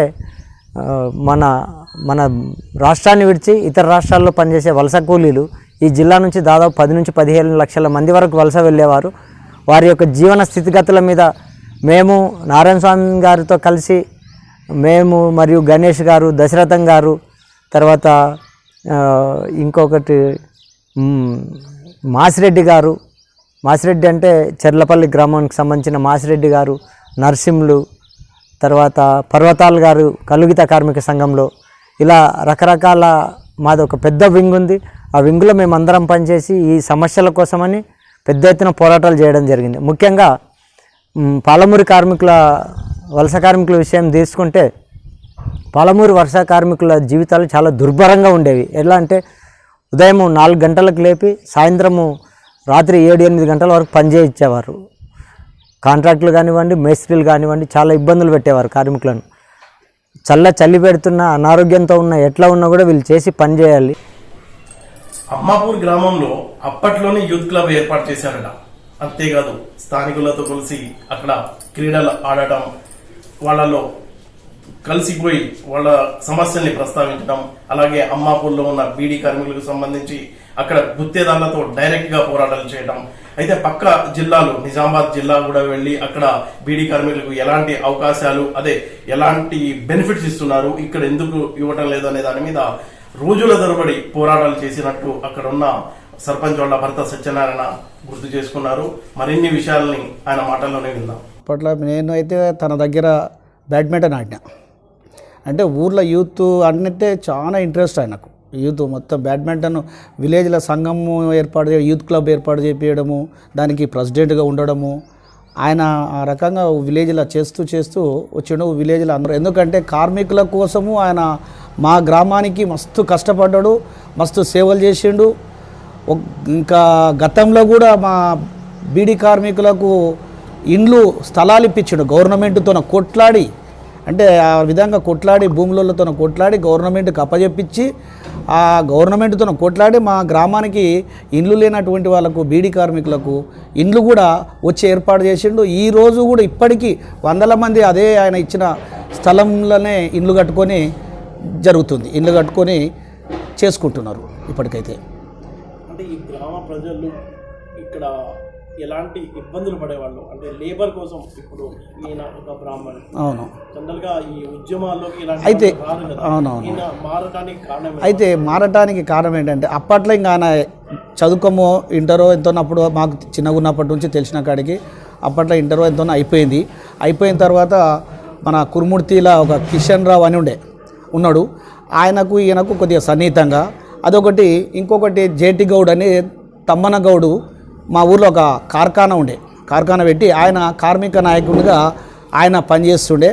అయితే ఆ జేటి గౌడ్ ఆ తమ్మన గౌడ్ దగ్గర చిన్న ఘర్షణ ఏర్పాటు జరిగి అప్పట్లో ఇక బీడీ కార్మికుల కోసం పోరాటం చేయాలని చెప్పి ఈయన కూడా బీడీ కార్మికుల పోరాటం లెక్కల దిగిండు. దిగిన దగ్గర అప్పట్లో ఇక ఈ విలేజ్లో ఇక్కడ కాదు మహబూబ్ నగర్ పోవాలని చెప్పి అక్కడ మహబూబ్ నగర్లో శ్రీహరి అని ఒక ఆయన యూనియన్ మెయింటైన్ చేస్తుండే మహబూబ్ నగర్లో ఒక ఆఫీస్ ఉండే, ఎక్కడ అశోక్ టాకీస్ దగ్గరనో ఎక్కడనో అప్పుడు నాకు తెలిసిన కాడికి ఒక ఆఫీస్ కూడా ఉండే. అప్పట్లో ఆయన అక్కడ పోయిన తర్వాత ఏదో పరిచయం వల్ల అక్కడ వెళ్ళిపోయిన తర్వాత అప్పుడు గీతా కార్మికులు అమ్మడు, అప్పుడు నేను కూడా పోయినా. అప్పట్లో నేను అప్పటికెళ్ళి కూడా ఆయన దగ్గర ఆయన శిష్యునిగా పనిచేసిన. నేను కూడా గీతా కార్మికులు స్టార్టింగ్ అయ్యింది ఫస్ట్ గీతా కార్మికులు, బీడీ కార్మికులు ఫస్ట్ అక్కడ ఈడ జరిగిన తర్వాత మళ్ళీ మామనార్ పోయినాక గీతా కార్మికుల లెక్క జరిగింది స్టార్టింగ్. అంటే ఒక చిన్న స్కూటర్తోనే పనిచేసిండు ఆయన. అంటే తెల్లార్లు ఎక్కడ పడితే ఎక్కడ అలంపూరు ఎక్కడెక్కడనో జిల్లాలో ఎక్కడెక్కడనో ఉంటే కూడా ఈదులు అక్కడ ఉన్నాయంటే అక్కడ లేబర్ కోసం గీతా కార్మికులు ఉంటారు కదా, ఆ కార్మికులని ఇచ్చేసి వాళ్ళకు జీతాలు బోనస్ ఇప్పించడం. అంటే సంవత్సరానికి ఇట్లా బోనస్ అని ఉంటుంది 1 మంత్ ఇచ్చేది. అంటే సంవత్సరానికి ఇట్లా జీతాలు ఈ నెల ఒక 1000 రూపాయలు ఉందంటే వచ్చే నెలలో 1200 చేయాలి, 200 పెంచాలి. అంటే గౌండ్ల దగ్గర మాట్లాడి మీటింగ్ ఏర్పాటు చేసి వాళ్ళకు జీతాలు పెంచుతూ మళ్ళీ బోనస్ కూడా ఇప్పించి ఏర్పాటు చేస్తుండే స్టార్టింగ్లో ఈ గీతా కార్మికుల లెక్క ఫస్ట్.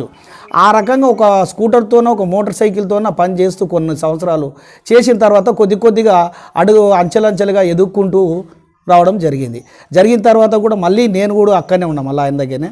అప్పుడు గ్రూపు మన మేస్సీలు కాంట్రాక్ట్ మేస్సీలు మా మహబూబ్నగర్ జిల్లాలో చాలామంది లేబరు ఎక్కడ ఏ డిస్టిక్లో లేరు, మా మహబూబ్నగర్ జిల్లాలో లేబర్ ఉన్నారు. అయితే ఇక్కడ లేబరు వేరే రాష్ట్రాలకు పోవడము, వేరే దేశాలకు అంటే వేరే దేశాలంటే తక్కువ, వేరే రాష్ట్రాలకు ఎక్కువ పోవడం మన దేశంలో. అంటే అక్కడ వేరే దేశాలకు కూడా పోయిన కొంతమంది. అయితే ఈయన ఎక్కడెక్కడ మా మహబూబ్నగర్ జిల్లా లేబర్ ఉన్నారో అక్కడల్లా మొత్తం తిరిగిండు అనమాట. తిరిగి అక్కడ కాంట్రాక్టర్ దగ్గర ఎవరికైతే అన్యాయం జరిగిందో వాళ్ళకు డబ్బులు ఇప్పించడము, ఎవరైతే మనిషికి దెబ్బ తగిలిందో, ఎవరైతే చనిపోయినరో వాళ్ళకు కాంట్రాక్టుతో కొట్లాడి కేసేసి డబ్బులు ఇప్పించిన నాయకుడు ఈయన. బీదల గురించి మస్తు చేసిండు అంటారు మాజీ సర్పంచ్ దామోదర్. కేవలం అమ్మాపూర్కే కాదు, మొత్తం మహబూబ్ నగర్ జిల్లా, అప్పటి సమైక్య ఆంధ్రప్రదేశ్, ఇండియా, భారతదేశమే కాదు విదేశాల్లో ఉన్న కార్మికుల కోసం నారాయణ స్వామి చేసిన పోరాటాలని, అప్పటి సంఘటనల్ని మాజీ సర్పంచ్ దామోదర్ గుర్తు చేసుకున్నారు. యూనియన్లో పనిచేసిందండి. మాది నర్సిరెడ్డి చైర్మన్గా ఉన్నాడు, ప్రెసిడెంట్ తమ్మన్నగౌడు, ఆయన జేటీ గౌడ్ అని చెప్పాను, తమ్మన్నగౌడు జేటీ గౌడ్, ఆయనను వైస్ ప్రెసిడెంట్, మేము ఆర్గనైజ్ సెక్రటరీ. నారాయణ స్వామి మా దగ్గర పనిచేసిండు. కార్మిక నేతగా ఆయన కార్మిక నేతగా మారడానికి బీదమైన చాలా అభిమానం ఉండేవాడు. వీళ్ళకు బీడి కార్మికుల దాంట్లో మొత్తం ఎట్లా అంటే ఇక్కడ కూలీలు తక్కువిస్తున్నారు, ఇవల్ల తక్కువిస్తున్నారు చెప్పని చాలా మటుకు ఇక్కడ యజమానుల దగ్గర కొట్లాడినాం. మేము కొట్లాడితే అంటే దాని తర్వాత మా దగ్గర పనిచేస్తున్నాడు. మేము అందరం కూడా కొట్లాడి ధర్నాలు చేసినాము. మొత్తం తాలూకా మొత్తం ధర్నా చేసినాం, అన్ని గ్రామాలు తిరిగినాం, అన్ని బీడి ఫ్యాక్టరీలు మొత్తం బంద్ చేయించినాం. దాంట్లో ఆయన పాల్గొనడం అంత తిరిగినాం, చేసినాం, బంద్ అయినాడు. తర్వాత నేను నారాయణ స్వామి ఇద్దరం కలిసి ఇక్కడ నిజామాబాద్ పోయినాం. నిజామాబాద్ పోయి అక్కడ నిజామాబాద్లో కూలీలు ఏముండవు, బీడి ఎట్లా పని చేస్తుండ్రు, వాళ్ళకి జీతాలు ఎట్లా ఇస్తుండ్రు, ఇవాళ మొత్తం పోయి కనుక్కున్నాం. 2 రోజులు అక్కడ ఉన్నాం. ఆర్మూరు, నిజామాబాద్ అవల్ల తిరిగి అక్కడ నుంచి మళ్ళీ వచ్చి ఇక్కడ మొత్తం యజమానుల దగ్గర మొత్తం చెప్పినాం. అక్కడ సమస్యలలో ఇక్కడ చెప్పినాం. చాలా మటు కూడా యజమానులు ఆయన మీద కోపమైన కూడా, నువ్వు ఇంత దవ్వు ఆడ అని చెప్పని పోయి తెలుసుకొని చెప్పడం ఏమిటి, మేము అట్లా ఇవ్వాలంటే మనం చైతదే కాదు, అట్లా ఇట్లా అంటే అట్లా కాదు, ఖచ్చితంగా మనం ఇవ్వాలి మీరు అని చెప్పని కొట్లాడినాము. లాస్ట్కి వస్తాయంటే ఇంకా లారీలు కూడా, ఆకు లారీలు, పొగాకు లారీలు అన్నీ బంద్ చేసినాం. ఎక్కడికనే వచ్చిన వల్ల ఆర్డీఓ కాడ నుంచి వచ్చింది ఇక్కడ మా దగ్గర, ఎస్ఐ ఆర్డీఓ అందరూ వచ్చేసిండ్రు. వచ్చేస్తే కూడా వాళ్ళకందరికీ కూడా ఈయన మంచిగా సమాధానం చెప్పిండ్రు. బీదల గురించి మేము పాడుపడుతున్నాం, ఇది చేస్తున్నాం, మీరేమిది, మీరు యజమానుల తరఫు నుంచి మాట్లాడుతున్నారా, మీరు అట్లా అని చెప్పి ఆయన మస్తుగా ఇది చేసి వాళ్ళనంతా పంపించేసిండ్రు. మీరు చేస్తారా, పట్టేసి తీసుకుపోయి మేము జైల్లో ఉండమంటే కూడా ఉంటాం, మీరు ఎక్కడ కొడితే అక్కడ ఉండమంటే ఉంటాం, మేము చేసేది న్యాయమా అన్యాయమా, కోర్టుకు పోదాం వల్ల ఇవల్ల మాట్లాడినాక ఇంకా తర్వాత వాళ్ళు కూడా వెళ్ళిపోయినాక మళ్ళీ యజమాని ఉండి మళ్ళీ మీటింగ్ ఏర్పాటు చేసి అప్పుడు కూలీలు పెంచినట్టుగా అప్పటి నుంచి ఆయన చేస్తూనే ఉన్నాడు, తిరుగుతూనే ఉన్నాడు, అందరూ చెప్తూనే ఉన్నాడు. ఎప్పుడు ఏ ఇయర్లో సార్ ఇది? ఇదే 72 కాడ నుంచి చేసిండు ఆయన, 72 కాడ నుంచి చేసిండు. మళ్ళీ గీత కార్మికుల కోసం ఇప్పుడు పోరాటాలు గీత కార్మికుల గురించి ఆయన మామ్నార్ పోయాడు. మళ్ళీ ఇక్కడ నుంచి మామ్నార్ పోయి మామ్నార్ శ్రీహరి అని చెప్పని ఆయన దగ్గర పనిచేసిండు. ఆయన కమ్యూనిస్ట్ లీడర్ శ్రీహరి. ఆ గీత కార్మికుల గురించి ఇంకా ఈయన రైతుల గురించి కానీ గీత కార్మికుల గురించి ఆయన మొత్తం రైతు సంఘాలు కూడా ఏర్పాటు చేసిండ్రు, గీత కార్మికులు కూడా ఏర్పాటు చేసిండ్రు. ముఖ్యంగా ఇక్కడ ఈ అమ్మాపూర్ విలేజ్లో ఎవరి కోసం ఎక్కువగా పోరాటాలు చేసింది ఆయన? రైతుల గురించి కానీ మరి యూనియన్ మొత్తం ఈ బీడీ కార్మికుల గురించి. తర్వాత అక్కడ పోయినాక ఈ కలుగీత కార్మికులది, ఈ రెండవది ఈ రిక్షా కార్మికులు, రిక్షా ఉంటుంది కదా, రిక్షా వాళ్ళ కార్మికుల గురించి. ఆ శ్రీహరి ఏం చేసిండు, అక్కడ నుంచి ఆయన హైదరాబాద్ వెళ్ళిపోయింది. ఈయననే ఇక్కడ మొత్తం జిల్లా వలస కార్మికుల గురించి ఎప్పటి నుంచి స్టార్ట్ చేశారు? వలస కార్మికుల గురించి అక్కడ మామనాడు ఉన్నాకనే చేసిందన్నట్టుగా. మామనాడు ఉన్నాకనే ఈ పని గుంపులు పోతారు కదా, వాళ్ళకు తక్కువ చేయడము, వాళ్ళని తీసుకుపోయి అక్కడ పని చేయించడము, అటువంటి దాని గురించి కూడా చాలా మటుకు తిరిగి వాళ్ళకి చెప్పి ఎక్కువ ఇచ్చినట్టుగా, పైసలు ఎక్కువ ఇచ్చినట్టుగా, వాళ్ళు ఏమన్నా సాగు బతుకులు ఏమైనా ఉంటే కూడా అటువంటి వాళ్ళకి మళ్ళీ పైసలు కూడా ఇప్పించిండు. అన్ని విధాల మస్తు వాళ్ళ తరఫు నుంచి కూడా మస్తు పోరాడిండు. పని గుంపులుగా పని కాడ పోయి పరిష్కారం చేయడం, చూడడము, వాళ్ళకి ఏమన్నం పెడుతుండ్రు ఏం లేదు అన్నీ చూసి మొత్తం బీదల గురించి మస్తు చేసిండు, చేయడానికి లేదు ఆయన. ఎంతమంది కార్మికులు బాగుపడి ఉంటారు ఈయన మూలంగా? మా తాలూకాలో మొత్తం బీడీ కార్మికులు అంతా మొత్తం ఇక్కడ నుంచి ధనవాడ నుంచి మొత్తం ధర్మాలు కూడా బీడీ ఫ్యాక్టరీలు ఉన్నాయి. ఇక్కడ పని గుంపులు ఉండరు. ఇక్కడ వనపర్తి సైడ్లో అక్కడక్కడ మొత్తం ఆ గ్రామాలలో పని గుంపులు ఉండరు. ఇక్కడ కూడా పని గుంపులు ఉండరు. వాళ్ళందరూ కూడా మొత్తం తిరిగి మొత్తం మా ప్రజలకు చాలా మొత్తం మంచిగా చేసిన సంఘటన అంటే ఇంకా చూడు స్వామి, ఆయన మామనాడు పోయినాక ఆయన హైదరాబాద్ ఆడ స్టేట్ ప్రెసిడెంట్గా అయింది. అప్పుడు స్టేట్ ప్రెసిడెంట్గా అయ్యి ఆయన ఏం చేసిండు, విదేశాలకు కూడా పోయొచ్చిండు. విదేశాలకు పోయి వాళ్ళ బీడీ కార్మికులు ఈ చిన్న చిన్న లేబర్ వాళ్ళకు వాళ్ళకి అంత సహాయం చేయాలని చెప్పని ఆయన చాలా మటుకు కూడా అక్కడ నుంచి డబ్బులు తెచ్చి కూడా ఇక్కడ పంపించేసిండు. కూడా పంపించేసి ఆయన ఇంకా అక్కడ నుంచి స్టేట్ లెవెల్ అయినాక ఇంకా మేము అక్కడ పోవడం లేదు కదా, ఆయన అక్కడక్కడనే తిరుగుతుండే, అక్కడక్కడనే మొత్తం ఇక్కడ సమస్యలు కనుక్కొని ఈడ మామూలు ఉన్నారు కొంతమంది ఆయన చేతి కింద ఉన్న వాళ్ళంతా వచ్చి ఇక్కడ ఎంక్వైరీ చేసుకోవడం, ఇట్లా మొత్తం అంతా తిరిగి స్టేట్ లెవెల్లో మొత్తం తిరిగి అన్ని జిల్లా లెవెల్లో, స్టేట్ లెవెల్లో, తాలూకా లెవెల్లో తిరిగి మొత్తం ఇది చేస్తున్నాడు. తిరిగినాము. బీడీ కార్మికుల ఇండ్ల గురించి కూడా నారాయణ స్వామి, నేను, ఎవరు మన ఎమ్మెల్సీ నర్సిరెడ్డి గారు ఉండి ఆయన దగ్గర నుంచి కూడా పోయి మేము బీడీ కార్మికుల గురించి కూడా ఇండ్ల గురించి మొత్తం 140 ఇండ్లు మా గ్రామానికి శాంక్షన్ చేయించినాము. అందులో ఒక 100 ఇండ్లు మాత్రం కట్టుకున్నారు, మిగతా కట్టలేదు. అట్లా సమస్యలు మస్తున్నాయి. ఇండ్ల గురించి కానీ ప్లాట్ల గురించి కానీ గవర్నమెంట్ నుంచి ప్లాట్లకు ఇప్పించినాం మా ఊళ్ళో మస్తుగా. మొత్తం 3 జగాల మొత్తం ఆ తెలుగుదేశం హయాంలోనే ఇండ్లు కట్టించినాం. ఈ లైన్లో మొత్తం ప్లాట్లు ఇచ్చినాం. ఇక్కడ కాంగ్రెస్ హయాంలో ఇక్కడ ఇప్పించినాం, అక్కడ ఇప్పించినాం.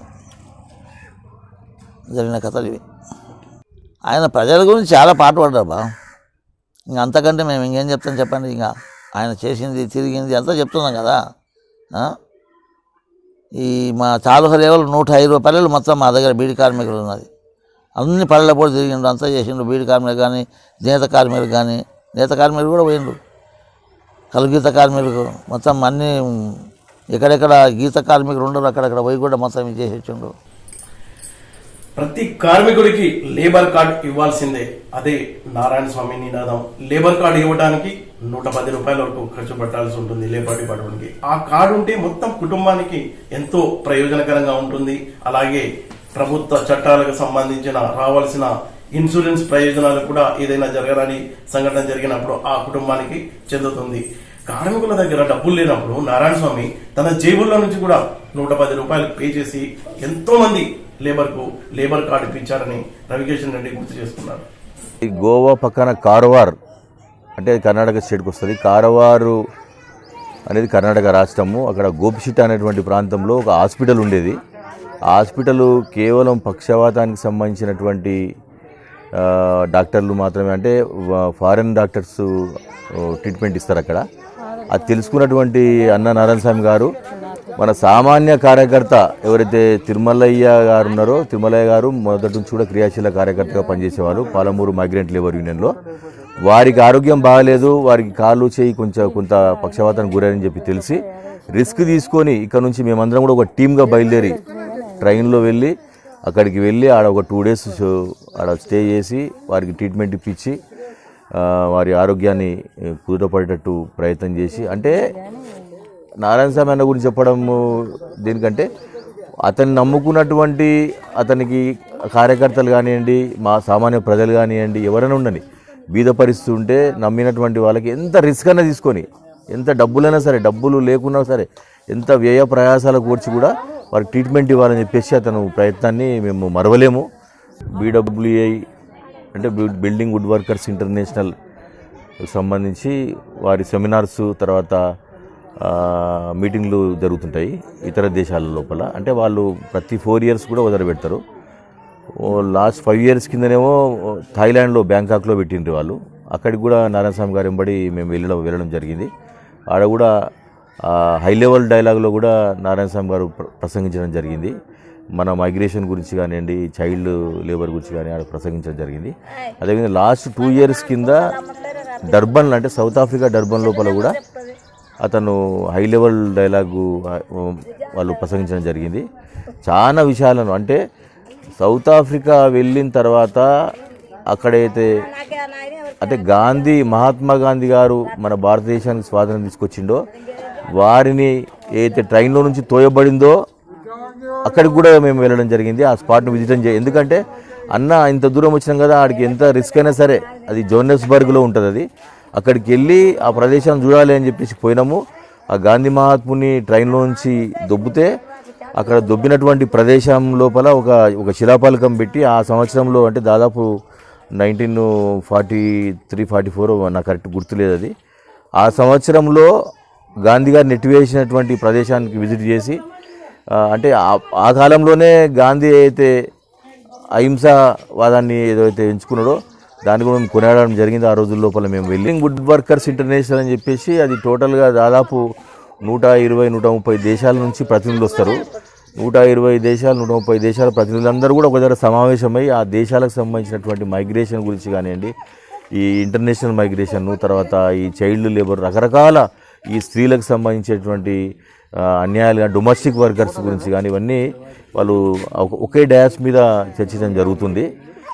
దానికి సంబంధించి ఎన్నో, అంటే ఆయన నాకు తెలిసి దాదాపు ఒక 60-70 దేశాలను విజిట్ చేయడం జరిగింది. 60-70 దేశాల లోపల కూడా కేవలము మైగ్రేషన్ గురించే ఆయన పనిచేయడం జరిగింది. మైగ్రేషన్ అంటే ఆయనకు మొదటి నుంచి కూడా ఎస్టాబ్లిష్ చేసి మహబూబ్నగర్ నుంచి పుట్టినటువంటి ఆయన, మహబూబ్నగర్ జిల్లాలో పుట్టినటువంటి నారాయణ స్వామి గారు, ఆయన ఇంటర్నేషనల్ డయాస్ వరకు ఎదిగినంటే మనము ఆయనను కొనియాడక తప్పదు. ఈ సందర్భంగా దీనికి సంబంధించి మహబూబ్నగర్ పట్టణానికి సంబంధించి కూడా లేబర్ కార్డ్స్ కూడా చాలా ఆయన ఇంపార్టెంట్, అంటే ఇష్టంగా తీసుకుంటుండే, ఇష్టంగా చేస్తుండే, మా ద్వారా చేపిస్తుండే అందరిది కూడా. ఎందుకంటే సొంత డబ్బులు ఇచ్చి, అది 110 రూపాయలు ఉంటుంది లేబర్ కార్డు ఒకటి తయారు చేయాలంటే, వారికి డెత్ సంబంధించి కానీ ఇన్సూరెన్స్ క్లెయిమ్ ఇవన్నీ రకరకాలు ఉంటాయి అవి లేబర్ కార్డు సంబంధించి. అందరితోన కార్మికులకు అందరి లోపల కూడా, అంటే ఈ అందరినీ చేయించిన తర్వాత వాళ్ళకు రేపు చైతన్యం తీసుకురావాలి వాళ్ళ లోపల అనేటువంటి ఉద్దేశం. నేను ఇప్పుడు ఈ వడ్డర బస్తీ దగ్గర ఉన్నా, ఇక్కడ కూడా దాదాపు 100 నుంచి 120 వరకు మేము ఇప్పుడు ఫ్రీగా చేయించినాం.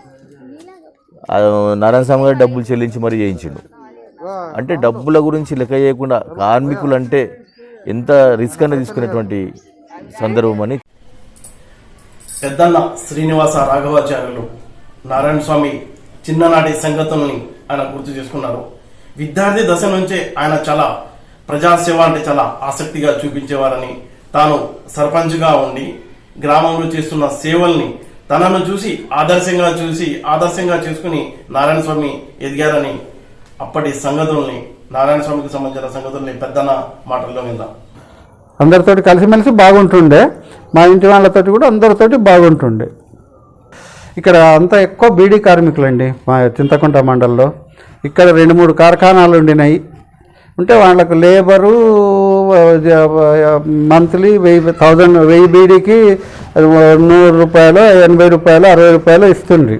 అయితే దాని మీద బీడీ కార్మిక సమస్యల మీద తమ్మన్న గౌడ్ అని చెప్పి నాయకుడు తర్వాత కొన్ని దినాలు తిరిగినాడు. ఈయన కూడా సేట్ల దగ్గరికి, బీడీ కార్మికుల యజమానుల దగ్గరికి అక్కడిక్కడ తర్వాత తిరిగి దాంట్లో ఉండే క్లూస్ కొన్ని తెలుసుకున్నాడు. ఈయన కూడా తెలుసుకొని ఆ విధంగా అయ్యి ఈయనకు తర్వాత కొన్ని క్లాసెస్ వచ్చి ఈయనకు తెలియకుండా వాళ్ళ దగ్గర ఆయన తమ్మన్న గౌడ్ డబ్బులు తీసుకోవడము, దాని విషయించి అది సరిపోదు అని చెప్పి కార్మిక అన్యాయం అవుతుంది అని చెప్పి వీరే కొత్తగా కార్మికుల కొరకు నాయకత్వం వహించే ఆలోచన చేసినాడు. కార్మికులను తీసుకొని పోయి కలెక్టర్ దగ్గరికి పోవడము, ఎంఆర్ఓ దగ్గరికి పోవడము, ధర్నాలు చేయడము, ఇటువంటివన్నీ ముందుండి నడిపిస్తుండే. ఎంతమంది బీడీ కార్మికులు ఈయన ద్వారా బాగుపడ్డారు? ఇంచుమించు అందరికీ బాగుపడినారు. స్టార్టింగ్ అప్పుడు ఈ ఇండ్ల స్థలాలు ఇవ్వడము అని అప్పుడు విజయభాస్కర్ రెడ్డి ఉన్నప్పుడు స్టార్ట్ చేసినప్పుడు అమర్జింతలో ప్రేమయ్య అనే ఒక ఫ్రెండ్ ఉండే నాకు. అయితే ఆయన ద్వారా ఆడ ఇంట్లో చేసినారు కదా, మన ఊర్లో కూడా బీడీ కార్మికులకు ఇప్పిస్తాము అనే ఉద్దేశంతో ఇక్కడంతా ఇంతమంది లిస్టు తీసుకొని ఇక్కడ భూమి 7 ఎకరాల భూమి బీడీ కార్మికులకు ప్లాట్లుగా ఇప్పించినాడు అమ్మాపురంలో. రాజావారి భూమి గవర్నమెంట్ రేటుకే అసైన్మెంట్ మనకి ఈ రోడ్ అవతలనే. రాజావారు అప్పుడు ఇంకా ఈ అడిగి ఏదో ప్రభుత్వం ద్వారా కలెక్టర్కి రాసి కలెక్టర్ ద్వారా ఫోర్స్ చేసి ఇవ్వాలి అని చెప్పని ఈయన రిక్వెస్ట్ చేసి మీ భూమి అయితే బాగుంటుంది ఊరికి పరిసరాల్లో అని చెప్పి రిక్వెస్ట్ చేసి ఇచ్చినాడు ఆయన. గ్రామస్తులు మర్చిపోలేని సంఘటనలు ఉంటే ఒక్కటి కాదు సమస్య. ఎప్పటికీ ఆయన ఉద్దేశము ఊరి వాళ్ళు పోయినారంటే మంచి అభిమానంతో వాళ్ళకి కావాల్సినంత సాయం చేసేది, తిండి పెట్టేది, అక్కడనే పెట్టుకొని వాళ్ళకి కలెక్టర్ దగ్గరికి పిలుచుకపోయేది, ఎస్పీ దగ్గరికి పిలుచుకపోయేది, ఇటువంటివన్నీ కార్యక్రమాలు చేస్తుండే ఆయన. అటువంటి సమస్యలకన్నీ ఇబ్బంది అయ్యగలిగారంటే ఆ శ్రీహరి కూడా మాకు తెలిసిన వాళ్ళే, తిమ్మసానిపల్లి వాళ్ళు. అయితే అట్లా పరిచయం ఉండి ఏదో సమస్య వచ్చి ఈ ఉద్యమకారులలో ఎట్లా అంటే నారాయణ స్వామి కొంచెం బీడీ కార్మికులు ఈ లెవెల్లో పేరు వచ్చే వరకు ఆయన కలిసి తన తర్వాత ఇద్దరం కలిసి పనిచేద్దాము అని చెప్పి కలిసిపోయి పనిచేసినారు. వలస కార్మికులు ఉంటే ఆయనకు తెలిసిన వాళ్ళ ద్వారా మా పరిస్థితి ఇట్లా ఉంది అని ఆయన దగ్గరికి పోతే దాని గురించి ఆయన తెలుసుకొని వాళ్ళకి సాయం చేసే ఆలోచన చేసినాడు. వాళ్ళు మన బంధువులు, తల్లి, తండ్రి, చెల్లెళ్ళు అనే ఉద్యమం లేకుండా ఈ కార్మికుల కొరకే చాలా కష్టపడినాడు. వాళ్ళ కొరకు 6 నిమిషాలు శ్రమించినాడు, పనిచేసినాడు. ఆయన ద్వారా ఇంకా ఈయన రాజకీయంగా తిరుగుతున్నాడు కదా అని చెప్పి వాళ్ళ కార్మికులు వీళ్ళంతా ఉన్నారు కదా అని ఆయన దయాకర్ రెడ్డి పిలుచుకొని, దయాకర్ రెడ్డి తర్వాత ఇంకా జాతరలో కానీ గీతల్లో కానీ ఆయన అంటే తిరుగుతుండే, ఏదైనా విషయాలు ఉంటే సాల్వ్ చేస్తుండే, ఏదైనా సమస్యలు వస్తే కూడా.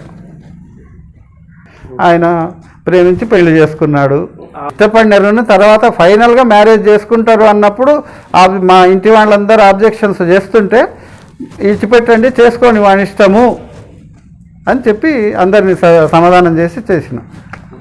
మా ఇంటి వాళ్ళని అందరినీ, మా అమ్మను, మా అక్కలను, చెల్లెళ్ళను, మా బావలను అందరినీ. ఆ ఉద్యమ నేతగానే వాళ్ళంతా తిరుగుతుండ్రి కలిసి, దాంట్లోనే ప్రేమలో పడినారు. ఇద్దరి మనసులు కలిసి ఒకటే అయింది, ఆలోచనలు ఒకటే దీంట్లో అయినాయి కనుక కలిసిపోయినారు. మనకు అయ్య ఉన్నాడు, ఏ సమస్య వచ్చినా పాలమూరికి పోతే అయ్య ఉన్నాడు, అయ్య మనల్ని సహకరిస్తాడు, మనకు వసతి ఏదైనా సాల్వ్ చేస్తాడు, మన సమస్యలన్నీ పరిష్కారం చేస్తాడు అనే ధైర్యం ఉండే అమ్మాపురం వాళ్ళకంతా. ఇప్పుడు అది కోల్పోయినామని బాధపడుతున్నాం. ఇక్కడ ఇంచుమించు వడ్డర్సు, స్టోన్ కట్టర్సు, బోయా, వాల్మీకి వాళ్ళు ఒక 600 హౌసెస్ ఉంటాయి, 600 మెంబర్స్ ఉంటారు. తక్కిన జాతి వాళ్ళంతా తక్కువ ఉంటారు. ప్రస్తుతం నేను 40-50 ఇయర్స్ నుంచి అమ్మాపురంలోనే ఉన్నాను. మొదటి నుంచి వచ్చినప్పటి నుంచి అందరితోటి సౌకర్యంగా వాళ్ళ సమస్యల కొరకు నేను ఎట్లా పోరాడుతుంటేనో ఊరి విషయంలో ఆయన అదే దీంతో తాను ప్రొసీడ్ అయిపోయినాడు అమ్మాపురం వాళ్ళ విషయంలో. మీరే రోల్ మోడల్. మొట్టమొదటి నేనే రోడ్ మోడల్ అనుకోండి. ఇక్కడ అన్ని రకాల వాళ్ళను కలుపుకొని పోయి చేసిన. ఆ విధంగా ఉన్నందుకే నన్ను టర్మ్ యునానిమస్గా సర్పంచ్ని కూడా నేను ఎడ్యుకేషన్ తాను చేస్తుంటాడు. ఇప్పటికీ ఈ రోజు వరకు మేము ఎలాంటి మనస్పర్ధలు కానీ ఏవి లేకుండా ఉన్నాం. పెద్దక్క భాగ్యలక్ష్మి, నారాయణ స్వామి గుర్తుకొస్తే చాలు, ఆ పేరు వింటే చాలు ఆమె కన్నీళ్లు ఆపుకోలేకపోతున్నారు. భావోద్వేగంతో ఆమె మాట్లాడుతున్నారు. అప్పటి సంగతుల్ని, చిన్ననాటి సంగతుల్ని, తనతో పాటు నారాయణ స్వామి ఉన్న రోజుల్ని ఆమె గుర్తు చేసుకుంటున్నారు. కేవలం సమాజ సేవే కాదు, నారాయణ స్వామి కుటుంబం కోసం చాలా పాటుపడ్డాడు. ప్రతి ఒక్క బిడ్డ కోసం, ఫ్యామిలీలో ఉన్న ప్రతి ఒక్కరి కోసం ఆయన పాటుపడ్డారని ఆమె గుర్తు చేసుకున్నారు. భయం అని లేదు, ఇంట్లో చేసేవాడు అల్లరి, ఇంట్లో పూజలు చేసేవాడు బాగా. అల్లరి చాలా, అంతే.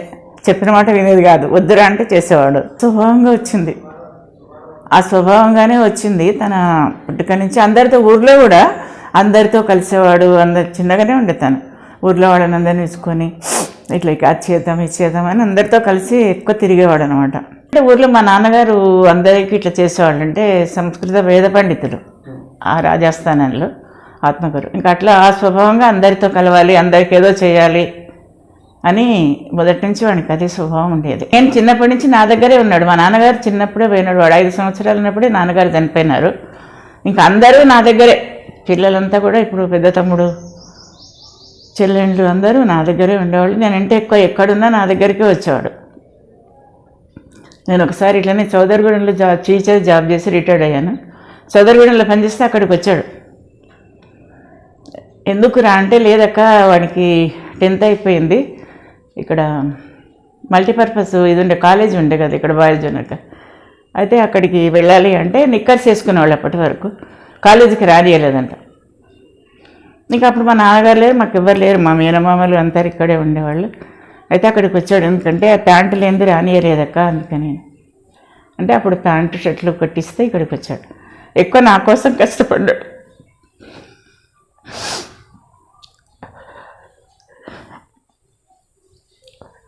ఎందుకంటే చిన్నప్పటి నుంచి ఇక్కడే ఉండేవాడు, నేను కూడా ఇక్కడే ఉంటే నా దగ్గర అక్క నువ్వు మా కోసమే ఉన్నావని బాగా కష్టపడేవాడు.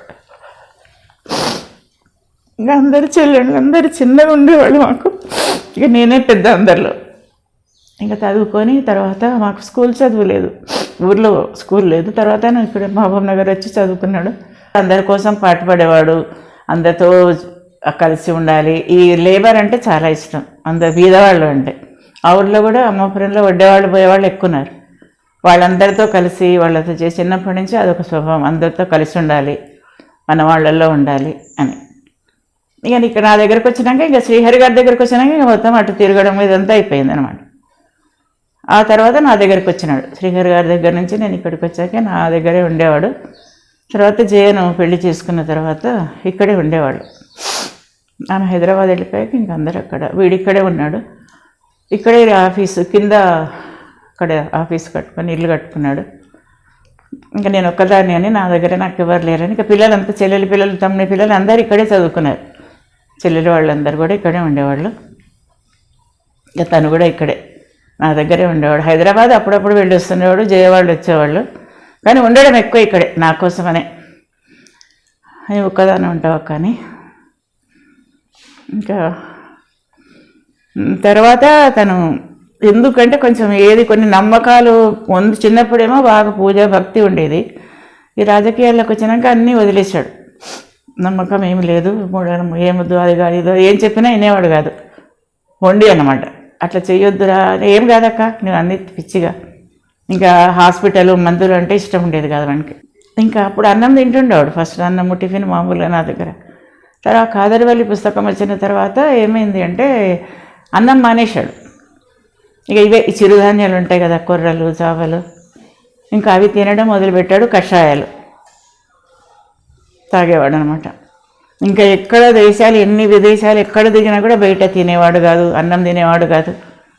ఏమైనా బ్రెడ్ పండ్లు తిని తిరిగి వచ్చేవాడు, ఊరికి అనేవాడు. ఈ మధ్యలో నాకు చేత కాకుండా అయిందక్క, ఊరికే విమానాల్లో కూర్చొని బోరు కొడుతుంది నాకు అని కిరణ్ పంపించేవాడు. పాప నారాయణ స్వామి పెంచుకున్నాడు, ఒక పాప, అనాథ పాప. అయితే తండ్రి ఏం చేశాడంటే వదిలేసి వెళ్ళిపోయాడు. ఎవరికో 3 సంవత్సరాల పాప ఉండింది. అయితే ఇంకా రోడ్డు మీద ఏడుస్తుంటే దశరథం అని విన్నాను అనుకుంటా. దశరథం సార్ తెచ్చినాడు. తెస్తే అయ్యో పాప ఆడపిల్ల కదా, ఆడపిల్లలు అంటే వాడికి ఇద్దరే కొడుకులు కదా అని సరే అని చూసి ఇంకా ఇక్కడే మా దగ్గరే పెట్టుకున్నాను. చూద్దాం దత్తత తీసుకొని తనే పెంచుకుంటున్నాడు. నా దగ్గర ఉంటుంది. మా అమ్మగారు ఉండేవారు, 2012లో చనిపోయినారు. అమ్మ నా దగ్గరే ఉండేది ఇక్కడే. అయితే ఇంకా అమ్మ కోసమని ఆమె 90 ఏళ్ళకి చనిపోయింది. నా దగ్గర అమ్మ ఉండేది. ఇంకా పాపను కూడా ఇక్కడే తెచ్చుకొని నా దగ్గరే పెట్టుకున్నాను, నాకు తోడుగా ఉంటుందని చెప్పి.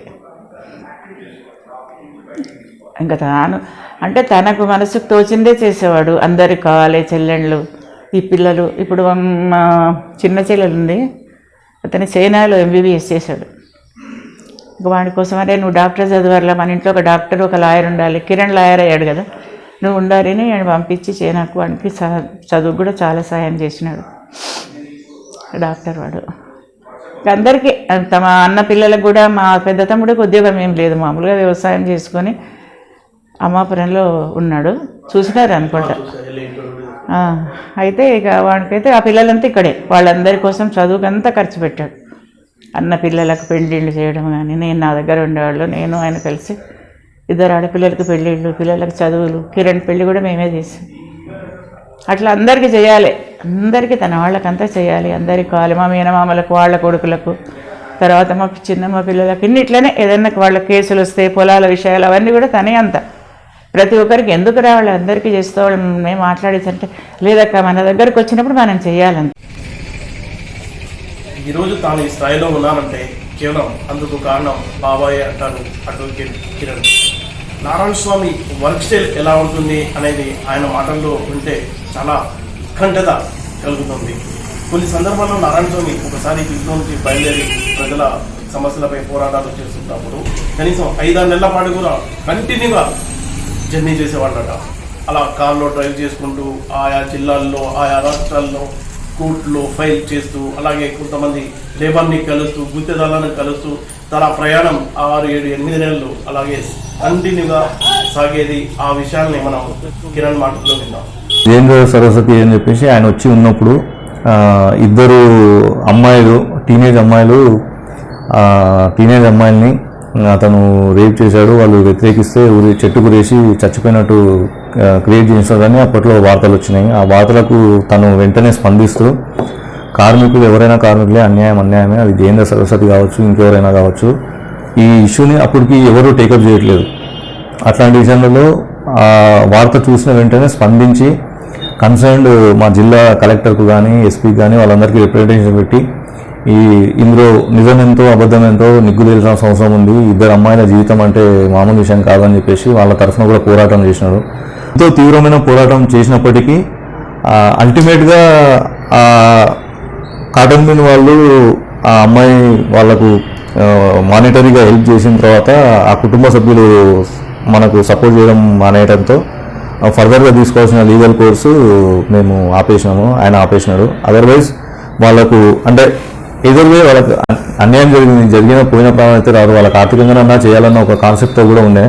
అది కాకుండా జరిగిన విషయం పైన చట్టపరమైన చర్యలు తీసుకోవాలి, ఇన్వెస్టిగేషన్ చేయాలి అన్న ఆ విషయంలో ఆయన చాలా పోరాటం చేసినాడు. బట్ అల్టిమేట్గా బాధితుల తరఫు నుంచి రెస్పాన్స్ సరిగ్గా ఉండడం పోవడం వల్ల అది కేసు నీరుగారిపోయింది. నక్సలైట్లు ప్రజాకూట్ అని చెప్పేసి మనుషులని చేతులు కాళ్ళు నరికేయడము అవన్నీ న్యూస్లో రిపోర్ట్ అయినప్పుడు కూడా ఆయన నక్సల్ ఈ చర్యల పట్ల కూడా వ్యతిరేకించి స్పందించేవాడు. దాని తర్వాత రమాకాంత్ ఎన్కౌంటర్, మహబూబ్ ఖాన్ అయింది ఇష్యూలలో కూడా ఆయన రెస్పాండ్ అయినాడు. ఎట్లా రాసిండు లెటరు, ఏమైంది, దాంట్లో అమికస్ క్యూరీని అపాయింట్ చేసి దీనిపైన ఇన్వెస్టిగేషన్ చేయాలని చెప్పేసి అన్నారు. అది చాలా sensational. Yes, a public spirited person like Narayana Swami has brought the issue to the knowledge of the honourable court అని చెప్పేసి వాళ్ళు చాలా పాజిటివ్. అంటే కోర్టే ఒక వ్యక్తిని ఇట్లా పబ్లిక్ స్పిరిటెడ్ పర్సన్ అని వాళ్ళు రికగ్నైజ్ చేయడం అనేది చాలా, ప్రతి ఒక్కరూ సెల్ఫ్గా చెప్పుకుంటారు ఆయన పబ్లిక్ స్పిరిటెడ్ పర్సన్ అది అని చెప్పేసి. బట్ ఒక ఉన్నత న్యాయస్థానం అతను స్పందించిన తీరును చూసి, అతను జస్ట్ రాసిన లెటర్ని చూసేసి ఆ ఆర్డర్లో దాని గురించి రాస్తూ public spirited person like mister Narayana Swami అని చెప్పేసి మెన్షన్ చేసినారు. ఎన్కౌంటర్ల పైన ఇన్వాల్వ్ అయిన ఆఫీసర్ల పైన కేసులు రిజిస్టర్ చేసి ఎంక్వైరీ చేయాలన్నది బేసిస్ అక్కడి నుంచి స్టార్ట్ అయింది. దాని తర్వాతనే పెరుగుతున్న ఈ ఎన్కౌంటర్లను దృష్ట్యా చేసుకొని తర్వాత చాలామంది ఫైల్ చేయడము, ఈ కేసుని బేస్ చేసుకొని వాటన్నిటిలో కూడా ఎన్కౌంటర్ అయిన పోలీస్ ఆఫీసర్స్కు వ్యతిరేకంగా కేసు రిజిస్టర్ చేయాలి, 302 చేసి వాళ్ళపైన ఎంక్వైరీ చేయాలన్నది కూడా మన ఫుల్ బెంచ్ జడ్జిమెంట్, మన హైకోర్టు జడ్జిమెంట్ ఇచ్చింది. బట్ దాన్ని ఇప్పుడు సుప్రీంకోర్టులో పెండింగ్ ఉంది, అది సుప్రీంకోర్టులో స్టే ఉంది అది. బట్ దానికి బీజం అయితే మాత్రం ఈ రమాకాంత్ కేసు దగ్గర నుంచే. రమాకాంత్ ఎన్కౌంటర్ విధానాన్ని అప్పుడు కోర్టు దృష్టికి తీసుకొని వెళ్ళడము, కోర్టు దానిపైన స్పందించడము, తర్వాత తీరుతెన్నులు, పోస్ట్మార్టం రిపోర్ట్స్ వాళ్ళన్నీ చూసిన తర్వాత కోర్టు ఏం కంక్లూజన్కి వచ్చిందంటే సంథింగ్ ఫిషీ ఉంది ఇందులో, ఇది వీటిపైన సిబిసిఐడి ఎంక్వైరీ ఆర్డర్ చేయాలని చెప్పేసి సిబిసిఐడి ఆర్డర్ చేసింది. దాని తర్వాత ఈ ఇట్లా చేయాలన్నది ఒక ఆలోచన ఆయన దగ్గర నుంచి పుట్టింది కాబట్టి దాని తర్వాత ఇలాంటి కేసులు చాలామంది చాలా రకాలుగా చేశారు. ప్లస్ మీకు యూనియన్ టేకప్ చేసిన కేసులు కూడా అవుట్ ఆఫ్ 100 కేసెస్లో 90 cases will be settled at district level, officers లెవెల్లోనే, జిల్లా డీసీఎల్ కానీ ఏసీఎల్ కానీ ఆ లెవెల్లోనే పరిష్కారం అవుతాయి 90%. ఫ్యూ పర్సెంట్ 10% అట్లా తప్పనిసరి పరిస్థితులలో కోర్టు మెట్ల ఎక్కాల్సి వస్తుంది. 90% అయితే ఆ లెవెల్లోనే సెట్ అయిపోతాయి. 10% మీకు ప్రతి దగ్గర ఉండేదే ఎక్కడో ఒక 10% సెటిల్మెంట్కు కాకపోవడం కానీ, డిస్ప్యూట్ చేయడం కానీ, దానివల్ల హైకోర్టు లెవెల్ వరకు వచ్చిన కేసెస్ ఉంటాయి. అవి చాలా తక్కువ, వాటి పర్సంటేజ్ అయితే చాలా తక్కువ. ఆలోచించకుండా మా ఊరే నాకు స్ఫూర్తి అని చెప్పేసి అన్నాడు. ఎందుకు మీ ఊరు ఎందుకు స్ఫూర్తి ఏంటంటే, మా ఊర్లో పేరుకు జనాభా 400-500 ఉన్న ఊరు ఎప్పుడు ఖాళీగా ఉండేది, అందులో సగం మంది పొట్ట చేత పట్టుకొని ఇక్కడ పని చేయడానికి పోయినారు, అక్కడ పని చేయడానికి పోయినారు అన్నది. ఆ పోయిన వాళ్ళు ఎంతమందో తిరిగి రాకపోయే వాళ్ళు, వచ్చేవాళ్ళు ఏదో దెబ్బలతో వచ్చేవాళ్ళు, వాళ్ళ పరిస్థితి ఏంటి వీళ్ళకి ఏం చేయగలుగుతామో అన్న థాట్ ఆ ఊరి నుంచి స్టార్ట్ అయింది. దానికి వాళ్ళకు ఆ వలస కార్మికుల కోసం ఏదైనా ఒకటి చేయాలన్న ఆలోచన రావడంతో ఆయన ఈ ట్రేడ్ యూనియన్ యాక్టివిటీలోకి వచ్చినాడు. వచ్చి ఆ ఊరి నుంచి స్టార్ట్ అయిన ప్రయాణం మొత్తం జిల్లా వ్యాప్తంగా, ఆ జిల్లా తర్వాత రాష్ట్ర వ్యాప్తంగా, రాష్ట్ర తర్వాత రాష్ట్రాల తరఫున అయిపోయింది. ఈ రాష్ట్రాలు కూడా దాటుకున్న తర్వాత ఈ వర్కర్స్ ప్రాబ్లమ్స్ ఎలా ఉన్నాయో అంతర్జాతీయంగా కూడా వలస వెళ్ళే కార్మికులకు ఇలాంటి పరిస్థితులు ఉన్నాయి, వాళ్ళపైన కూడా పనిచేయాలన్న ఒక స్పృహతో మళ్ళీ ఆ ఇంటర్నేషనల్ మైగ్రేషన్ పైన కూడా చేసుకోవడం అన్నాడు. స్టేట్, నేషనల్ లెవెల్లో కార్మికుల కోసం తనకంటూ ఒక ప్రత్యేక స్థానాన్ని ఎలా సంపాదించుకున్నాడో, ఈవెన్ ఇంటర్నేషనల్ డయాస్ పైన కూడా అతను మకుటం లేని మహారాజులాగా చెదరని ఒక దృఢమైన స్థానాన్ని పొందుపరుచుకున్నాడు. ఈయన స్పందించే తీరు, ఈయన చేసిన వర్క్ అంటే మీకు టైం ఆడున్న దేశాల నుంచి వచ్చిన కాల్స్ని కూడా రిసీవ్ చేసుకోవడము, వాళ్ళకి ఎటువంటి ఇబ్బంది ఉన్నా అని చెప్పినా కూడా ఇమీడియట్గా రెస్పాండ్ అవ్వడము, ఆ ఇష్యూని గవర్నమెంట్ ఆఫ్ ఇండియాకి తీసుకొని పోవడము, దాని తర్వాత ఇండియన్ ఎంబసీస్ అబ్రాడ్లో ఉన్న వాళ్ళకి తీసుకొని వెళ్ళడము, అట్లా ఆయనకంటూ దాంట్లో కూడా ఒక ప్రత్యేకమైన ముద్ర, ప్రత్యేకమైన స్థానాన్ని కూడా సంపాదించుకున్నాడు. ఆయన ఇంటర్నేషనల్ డయాస్లో ఆయనతో పాటు దాదాపు నేను కూడా ఒక 12-13 దేశాలకు వెళ్ళినాము. ఏ దేశం, ఖతారులో అయితే పోయినప్పుడల్లా ఒక 1 month ఉండేది. ఎందుకు అంటే అక్కడ no workers rights, no FIFA అన్నది ఒక ఉద్యమం తీసుకొని అక్కడ స్టేడియంలు ఈ 2020 వరల్డ్ కప్ కోసం, ఫీఫా వరల్డ్ కప్ కోసం 2022 దానికోసం అక్కడ పెద్ద ఎత్తున కన్స్ట్రక్షన్ స్టేడియంస్ అవి జరుగుతున్నాయి. వాటిలో ఉన్న లేబర్కి అంతా కూడా వాళ్ళకు సరైన హక్కులు ఇవ్వకుండా ఏమంటారు ఫుట్బాల్ ఆడకూడదు అన్నట్టు రెడ్ కార్డ్ ఫర్ ఫీఫా అన్న నినాదంతో బీడబ్ల్యూ అనే ఆర్గనైజేషన్ పనిచేసినప్పుడు దాంట్లో ఈయన కూడా కీలకమైన పాత్ర ఉన్నాడు. ఎప్పుడు వెళ్ళినా కూడా 20-25 days అక్కడ తిండి దొరకక మామూలుగా ఈ రెగ్యులర్ ఫుడ్ దొరకదు కాబట్టి ప్రియా పచ్చళ్ళు తీసుకొని వెళ్ళేవాళ్ళు, టమాటాను ఏదో ఒకటి, అది కూడా వితౌట్ గార్లిక్ చూసుకొని ఎత్తుక్కొని ఆ ప్రియా పచ్చళ్ళతోటి సర్వీస్ కుక్కర్లో అన్నం వండుకుంటే ఒక పూట తినేసి ఒక పూట ఫ్రూట్స్ తినేసి గడిపిన డేస్ ఎన్నో ఉన్నాయి. రెడ్ కార్డ్ ఫర్ ఫీఫా అని చెప్పేసి అక్కడ జరుగుతున్న స్టేడియంలలో వర్కర్స్కు ప్రతి ఒక్కరికి వాళ్ళకు డిగ్నిటీ ఆఫ్ లేబర్ ఉండాలి, సరైన వేతనాలు ఇవ్వాలి, వాళ్ళకు పీపీఈలు, పర్సనల్ ప్రొటెక్షన్ కిట్లన్నీ అందరికీ అన్ని విధాలుగా అందుబాటు చేయాలని చెప్పేసి ఎవ్రీ డే ఇన్స్పెక్షన్. అక్కడ మీరు చూస్తే కూడా అవన్నీ పేరుకు చిన్న దేశాలైనా కూడా ట్రావెలింగ్ టైం ఎక్కువ పట్టేది. ఒక స్టేడియం నుంచి ఇంకో స్టేడియం దగ్గరికి వెళ్ళాలన్నా, ఉండాలన్నా, వర్కర్స్ దగ్గర మాట్లాడాలంటే మీకు హై లెవెల్ ప్రోటోకాల్ ఉంటుంది. ఇమీడియట్గా మీరు వెళ్ళి ఇట్లా నేను ఫలానా అండి నన్ను పంపించండి అంటే పంపించేవాళ్ళు కాదు. మన ఐడెంటిటీ, మన కేసు, మనం ఏంటి అన్నీ చూసుకున్న తర్వాత అది కూడా ఎట్లా అంటే అన్ని సేఫ్టీ మెజర్స్ ఎక్కడ ఉన్నాయో ఆ క్యాంపుకి తీసుకొని వెళ్తారు. నిజంగా ఎట్లా సఫర్ అవుతున్నాడు అన్నది మనకు తెలియదు. మనకు ఎందుకంటే వర్కర్స్ నుంచి ఇన్ఫర్మేషన్ ఉంది అని చెప్పి మనం ఇండియన్ ఎంబసీలో అక్కడ చెప్పిన తర్వాత ఇండియన్ ఎంబసీ వాళ్ళ ఒత్తిడి వల్ల మనం తీసుకొని వెళ్ళి అక్కడ నిజంగా ట్రబుల్ అవుతున్న వాళ్ళ వర్కర్స్ని చూసి వాళ్ళకు ప్రాబ్లమ్ సాల్వ్ చేయడానికి ఎన్నో రకాలుగా పనిచేసాము. నేను నారాయణ స్వామి గారు ఆఫీస్లో కూర్చొని ఉన్నాం. వలస కార్మికుల మీదనే పనిచేస్తూ ఒక వ్యక్తి వచ్చి, నా పిల్లలు యూకేలో ఉన్నారు, హైదరాబాద్ నుండి చదువుకోవడానికి అక్కడికి వెళ్ళారు, అక్కడ బోకస్ యూనివర్సిటీ అని అక్కడ వెళ్ళిన తర్వాతనే తెలిసింది, ఎగ్జామ్ మూమెంట్ రాసిన తర్వాత దాదాపు 7,670 మంది పిల్లలు అక్కడ లాంగ్వేజ్ టెస్ట్ రాసి బోకస్ యూనివర్సిటీ వల్ల ఫెయిల్ అయ్యారు. అలాంటి వాళ్ళు అక్కడ వాళ్ళ భవిష్యత్తు ప్రశ్నార్థకంగా మిగిలింది. సార్, మీరు ఏదైనా చేసేసి మా పిల్లలను వాళ్ళ ఉన్నత చదువులకు మీరు ప్రయత్నం చేయండి అని మాకు చెప్పారు. వెంటనే స్పందించిన నారాయణ స్వామి గారు దేశ ప్రధాని నరేంద్ర మోడీ గారికి మరియు బ్రిటిష్ ప్రభుత్వానికి వెంటనే ఉత్తరాలు రాయడం జరిగింది. 7,670 మంది పిల్లలు లాంగ్వేజ్ టెస్ట్లో పాస్ కాకపోవడం ఏంటి? ఇలాంటి బోకస్ యూనివర్సిటీలో ఉంటే ఎలా ఇండియా ప్రభుత్వం మా పిల్లలను పంపిస్తుంది? దాని మీద వెంటనే విచారణ జరిపించాలని మేము పిల్లలను కలవడానికి యూకేకు పర్మిషన్ ఇవ్వాలని ప్రధానమంత్రి నరేంద్ర మోడీ గారికి కూడా లెటర్ పెట్టాం. ఇంకా పెండింగ్లో ఉంది. ఈ వలస కార్మికుల గురించి ఒకసారి మాట్లాడినట్టయితే, ప్రభుత్వం ఇచ్చిన లెక్కల ప్రకారంగానే నేను మాట్లాడేది. 123 దేశాలలో మన వాళ్ళు 8,189 మంది జైలులో మగ్గుతున్నారు చిన్న చిన్న కారణాల వల్ల.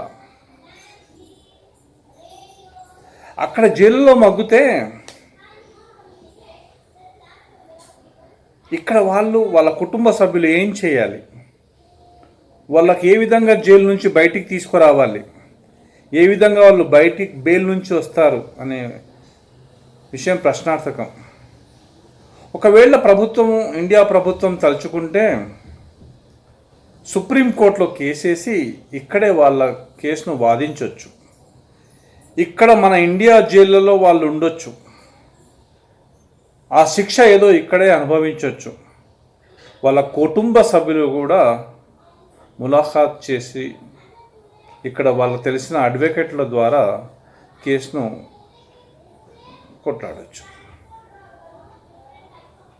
ఇంకో విషయం మనం ఆలోచన చేసినట్టయితే, బతుకుదెరువు గురించి సముద్రంలో చేపలు పట్టడానికి వెళ్ళిన మన భారత ఫిషర్మ్యాన్స్, మత్స్యకారు మిక్కులు 483 మంది పాకిస్తాన్ జైల్లో మగ్గుతున్నారు. వాళ్ళ గురించి ఎవరు పట్టించుకునే పాపాన లేదు. నారాయణ స్వామి వెంటనే స్పందించి ఈ పేపర్లో చూసిన మరుక్షణమే మరి ప్రభుత్వానికి నిలదీశారు, అడిగారు మరి ఏం చేస్తున్నారు, వాళ్ళకి ఎలా తీసుకొస్తారనేసి.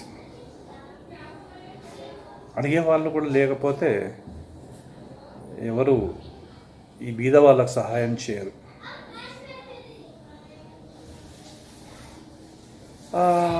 మన భారతదేశం నుంచి గల్ఫ్ దేశాలకు ఎక్కువ మంది కార్మికులు వెళ్తుంటారు. Saudi Arab, UAE, Kuwait, Oman, Qatar, Bahrain ఎక్కువ మంది కార్మికులు కన్స్ట్రక్షన్ లేబర్లో రకరకాల వృత్తిలో వాళ్ళు వెళ్తుంటారు. అక్కడ వెళ్ళేసి సంవత్సరానికి దాదాపుగా 5,000-6,000 వరకు పైచిలకు మేము భారతదేశ పౌరులు, కార్మికులు చనిపోతున్నారు. వాళ్ళకి ఇన్సూరెన్స్ క్లెయిమ్ చేయడంలో కూడా భారత ప్రభుత్వం చాలా వెనుకబడి ఉంది అనేసి దాదాపు మనం ఒకవేళ ఆలోచన చేసినట్టయితే ప్రభుత్వం ఇచ్చిన లెక్కల ప్రకారంగా 2014 నుండి 2019 వరకు యాక్సిడెంట్లు కానివ్వండి, వివిధ రోగాల ద్వారా కానివ్వండి చనిపోయిన వాళ్ళు 5388 మంది 2014లో ఈ గల్ఫ్ దేశాలలో. 2015 వచ్చేసి 5786 మంది, 2016 వచ్చేసి 6013 మంది, 2017 వచ్చేసి 5604, 18 వచ్చేసి 6014 మంది, 19 వచ్చేసి 4823 మంది చనిపోయారు. దాంట్లో ఈ సూసైడ్ చేసుకుంటున్నారు, ఆత్మహత్యలు ఒకవేళ మనం ప్రభుత్వం ద్వారా తీసుకున్న లెక్కల ప్రకారం ఆలోచన చేసినట్టయితే 2016లో 373 మంది, 2017లో 396 మంది, 2018లో 421, 2019 నవంబర్ వరకు 180 మంది చనిపోయారు. ఈ ఆత్మహత్యలు చేసుకోవడం కారణం ఏంటి? వెంటనే కమిటీని ఏర్పాటు చేసి దాని మీద స్టడీ చేయాలని నారాయణ స్వామి గారు ప్రభుత్వానికి నంబర్ ఆఫ్ టైమ్స్ అడిగారు. నిజంగా నారాయణ స్వామి ఇస్ ద గ్రేట్ పర్సన్. చిన్న చిట్క ఒక పేపర్లో న్యూస్ వచ్చిందంటే ఎవరో వచ్చి నారాయణ స్వామి గారికి చెప్పినట్టయితే వెంటనే స్పందించి వాళ్ళ సహాయానికి రాత్రింబవళ్ళు అనకుండా కష్టపడేవాళ్ళు. ఈరోజు మన రాష్ట్రంలో బీడీ కార్మికులకు పెన్షన్ దొరుకుతుందంటే నారాయణ స్వామి గారి పోరాట ఫలితమే ఈరోజు పెన్షన్ తీసుకుంటున్నారు. ఈరోజు వలస కార్మికులకు ఇన్సూరెన్స్ క్లెయిమ్ జరుగుతుంది అంటే నారాయణ స్వామి గారి పోరాట ఫలితమే. ప్రతిరోజు తప్పించేవాళ్ళు. ఈ లాక్డౌన్గా, ముఖ్యంగా లాక్డౌన్ అప్పుడు కూడా నారాయణ స్వామి గారు ఎంతో స్పందించారు. ప్రతిరోజు కార్మికుల శ్రేయస్సు కోసమే ఆలోచన చేసేవాళ్ళు. ఎలాగైనా వాళ్ళకి ఇంటికి పంపించాలి అనేసి హెచ్ఆర్సీలో కేసు ఫైల్ చేశారు, హైకోర్టులో కేసు ఫైల్ చేశారు, సుప్రీంకోర్టులో కూడా కార్మికుల శ్రేయస్సు కోసం కేసు ఫైల్ చేశారు. వాళ్ళు క్షేమంగా వెళ్ళాలి, వాళ్ళకు పూర్తి జీతాలతో వాళ్ళు ఇంటికి వెళ్ళాలి అనేసి కార్మికులు చేసే కంపెనీలకు కానివ్వండి, యాజమాన్యం కానివ్వండి నిలదీశారు. ఉత్తరాల ద్వారా ప్రభుత్వం ద్వారా అడిగిచ్చారు. ఇది గ్రేట్ఫుల్ నారాయణ స్వామి గారితో పనిచేయడం నాకు చాలా ఆనందంగా ఉంది. నిజంగా ఆయన లేని లోటు చెప్పలేనిది, తీర్చలేనిది. నమస్కారం. ఇవాళ మా నాన్నగారు పుసులూరి నారాయణ స్వామి గారి మొదటి సంవత్సరికం. ఈ సందర్భంలో నేను కొన్ని విషయాలు చెప్పాలనుకుంటున్నాను. మొదటిగా నాతో పాటు పనిచేసే వాళ్ళకి, ఇంకా నాకు సాయంగా ఉండే వాళ్ళకి నా కృతజ్ఞతలు తెలుపుతున్నాను. రెండోది, మన నాన్నగారి లక్షలాది ఫాలోవర్స్కి, ఆయనకి అండగా ఉన్నందుకు నేను నా కృతజ్ఞతలు తెలుపుతున్నాను. మా నాన్నగారి గురించి చెప్పాలి అంటే ఈ ఒక్క వీడియో సరిపోదు, కానీ నేను ఒకటే చెప్తాను.